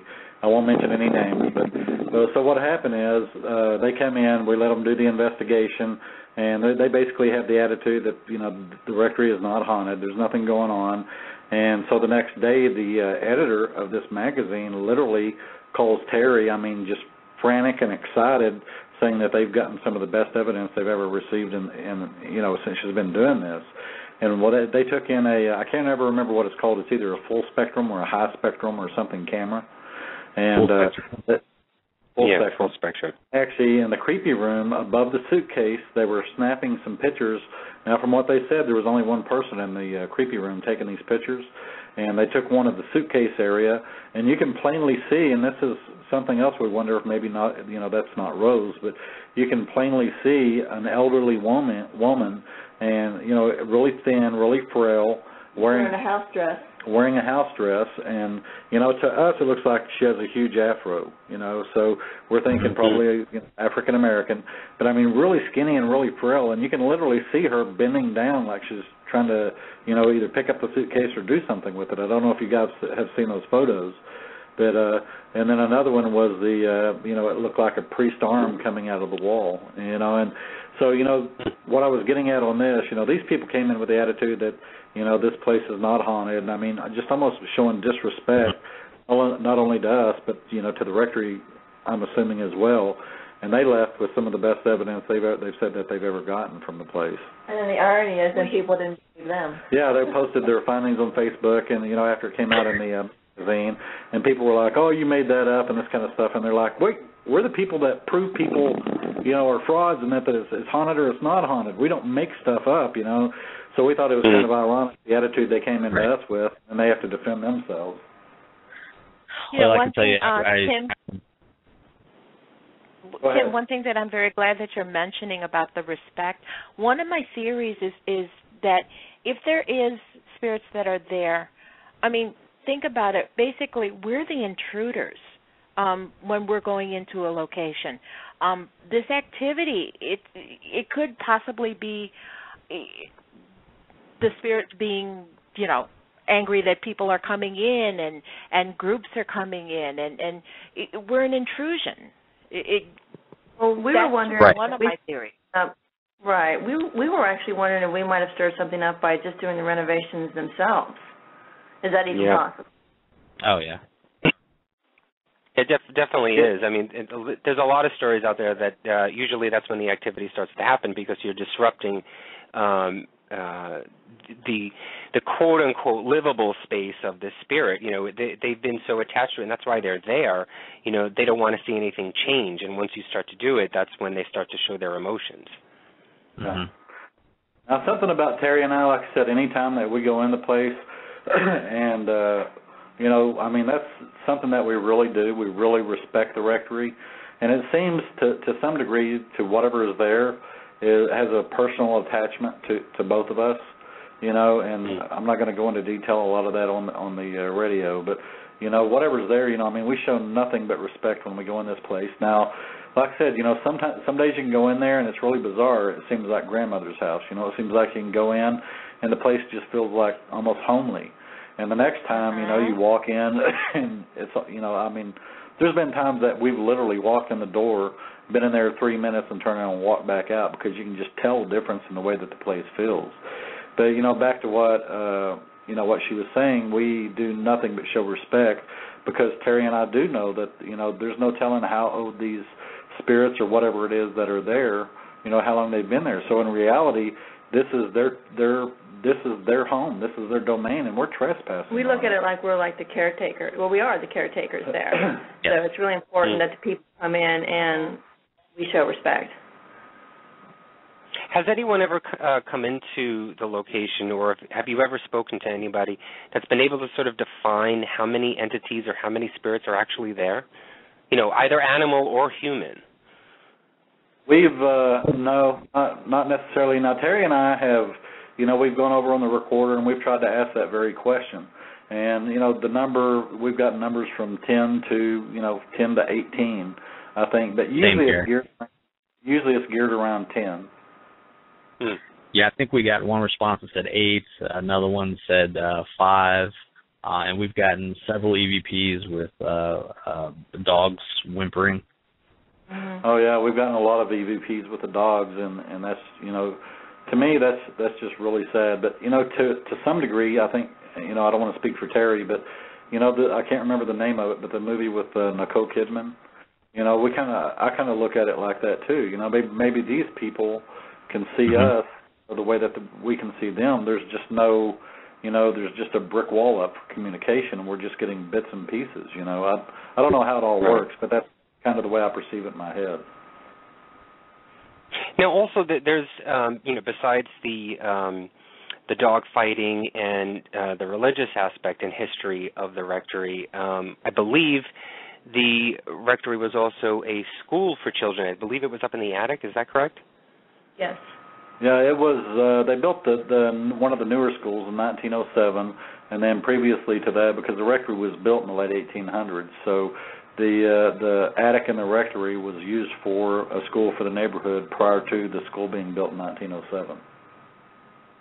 And also, in addition to that, I've heard this, and I don't know if this is true or not, that the rectory served as sort of like a funeral home for other priests or other members of the clergy, that they would send the casket there for viewing or, prior to the actual burial. Is that true?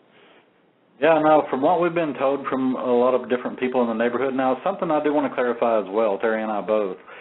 It is Sedamsville, if any of your viewers have not been there, it's a lower income area of Cincinnati.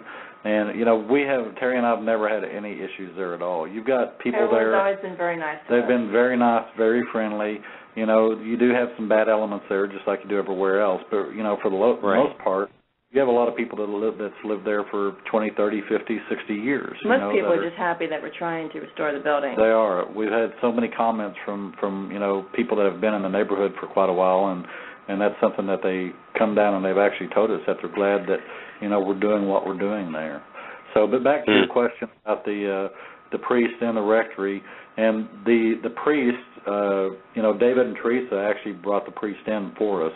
But, what happened was, and he confirmed this for us, but basically what they did, and, this is stories that we've heard around the neighborhood, if a priest passed away, in the rectory, what they would do is they would, basically bring the coffin in the parlor part of the rectory, and, they would do for the wake. It's called a wake for the clergy to view the body, and everybody, all the staff from the church or whatever, before they took it over to the main church for public viewing. So we know of 3 different priests that were actually laid out in the parlor there for the clergy to view before they were taken to the church. So you're absolutely right on that. Okay, one other question that I have. You talked about the neighbors. Have any of the neighbors ever reported seeing things from the outside? Not that we're aware of. Now there was 3 guys that lived across the street from the rectory for a couple of years, and they actually told us, because when we'd catch, one moving in, one moving out, because it's a pretty big house over there.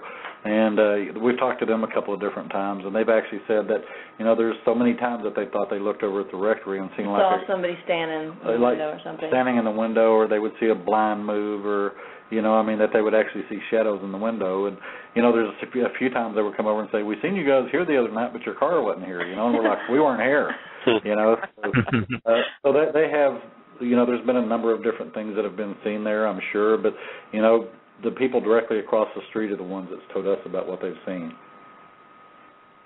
Well, we have a couple of last few questions that we wanted to ask you, Tim and Terry, but I wanted to thank Robert for calling in. Robert, is there the name of the link on YouTube or somewhere where they can go to for our listeners to check out that video that we were just talking about? Yes, you can check it out it's under my name, Robert Brazeal. I've got them both posted there on YouTube. They're also posted on our official website. It's GreaterOhioSpiritTrackers.com. Or you could probably do a search for Ghost, G-O-S-T. You should be able to find it there. Okay, great. Well, thank you, Robert, for calling in and sharing. Tim and Terry, I can't wait to meet you guys again, or meet you for the first time, I guess, when we come back there on the 18th. And for anybody that's never been there, this place is amazing. I'm telling you right now, it's great. We'll see you soon, Robert. Thanks a lot. Bye-bye. Thanks, guys. Thank you, Robert. Thank you, Robert. Well, we were talking about the preservation of Sedamsville. Can you tell us or give us any update on how things are going so far? And, I don't know. I know some locations actually accept donations, either money or labor. Is there any way that anybody can sort of support you guys in this preservation? Yeah, now, as far as donations, because it's kind of switched over from, the Midwest preservation to just kind of like Terry and mine's passion at this point, we're not really accepting, money donations, but if somebody wanted to volunteer that's in the area to help with the restoration, we might be interested in that. But as far as accepting cash, no, we're not. even things like if somebody wanted to help, I mean, if they had things in their garage or something like that might be vintage to the time period, I mean, we would love to have things like that. I mean, everything in the rectory has been furnished from estate sales or thrift stores. So if someone just has a bunch of what they might think is junk laying around their house is not using that's antique-like or might be from, you know, the early 1900s, late 1800s, we would love to have things like that. We actually had an elderly couple donate a piano to us as well. So, I mean, we really appreciate things like that. You know, Lucy, before you ask your question, I actually wanted to ask you guys this thing because I noticed it while we were investigating, and it's just always been in the back of my mind. There's this one picture that's hanging up, and I believe it's in the first room. So when you first walk in, opposite the kitchen. I'm not sure what you specifically call that room. But there's a picture in that. Right to the right of the double doors, the glass doors that usually have some activity as well, of a little girl and some odd man or odd figure in the corner of it. You know what I'm talking about? No, the glass door is the library, and you're talking about the double glass doors, correct? If I remember correctly, yes. Yeah, it would be the library and that would be the library and the. Yeah, there's this picture of this girl. It's a painting, I think it is.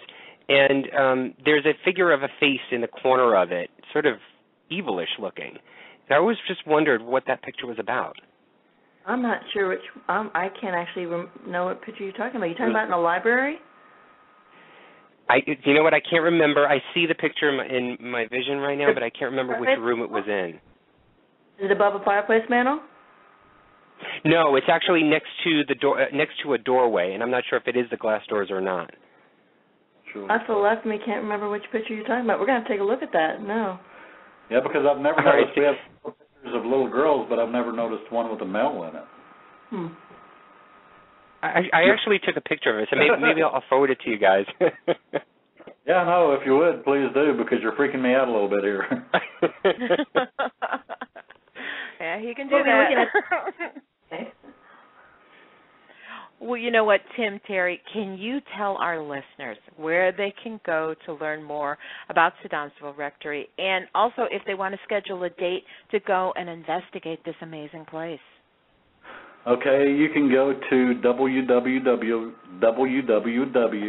that's a lot of W's, Sedamsvillerectory.com. And what you can do is click on Ghost Hunt, because if you go to the main page of Sedamsvillerectory.com, that'll give you some history of the rectory, and nothing on the of the haunted nature, but it'll give you history of the rectory and tell you the age and some of the different priests that have served there. There's a gallery with beautiful pictures. Gallery with beautiful pictures, and then if you go click on Ghost Hunt and just look at the calendar, and that will show you. Now we're still adding dates. And, something else I want to add, too, we have something coming up, this week, and after this, after here before too long, we think we're going to get really flooded with people booking. So if you guys are thinking about booking, and I'm not trying to do a sales pitch, you probably should go ahead and try to reserve a date if you've ever planned on it. And I'm actually trying to put something together. Well, in November I'm going to be doing a charity event for the animals. Actually, Chip Coffey and I are going to do an event at the rectory together. So I'm looking forward to that. Oh, that's great. That's excellent. Well, you know what, guys?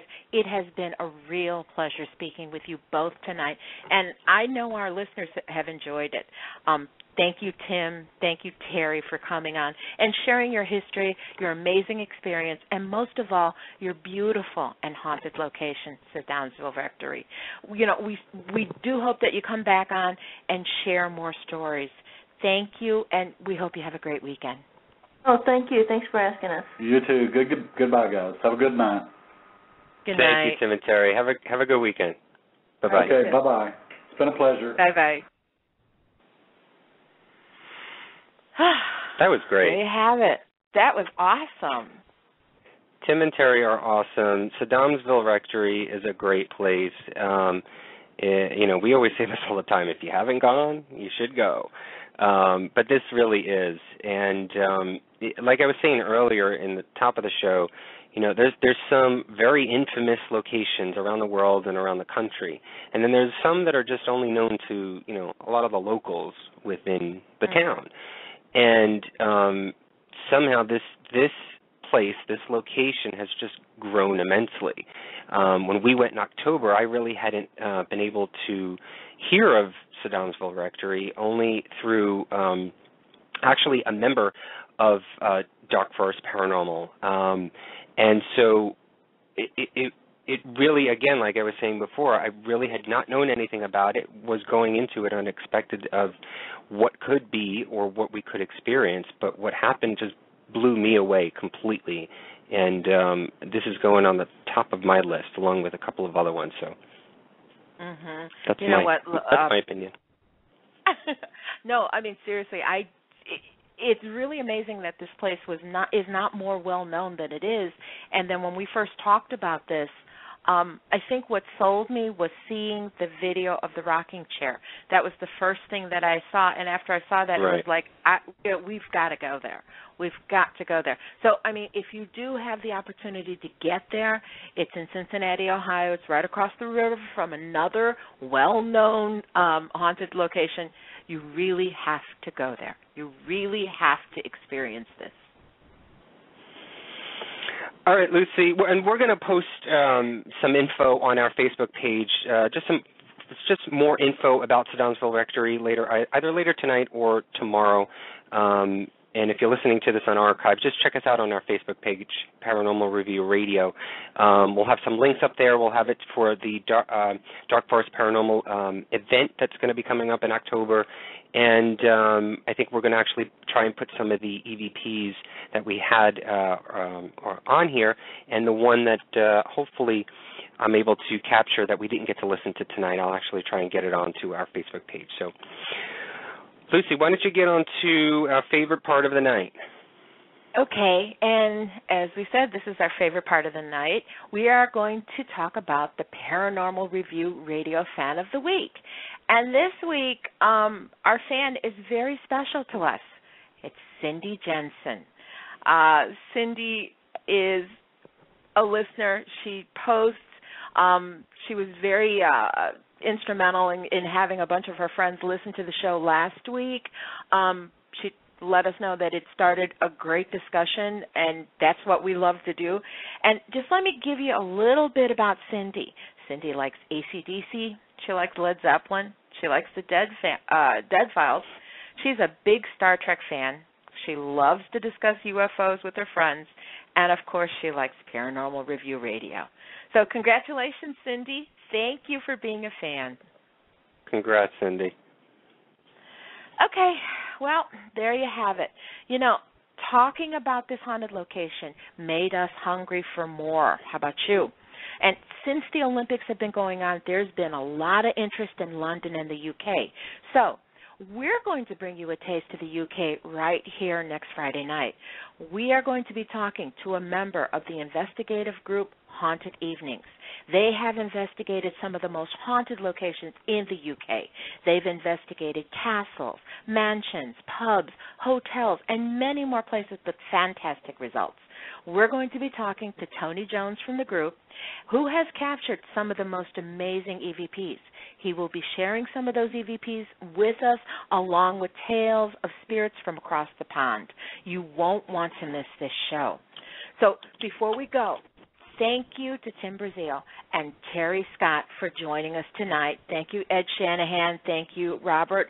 Thank you all for sharing your experiences at Sedamsville. Thank you to all of our listeners. You guys are so very special to us. Finally, thank you, Anthony. It was another great show. So until next week, dear friends, have a paranormal week. Good night. Good night, everybody. Paranormal Review Radio.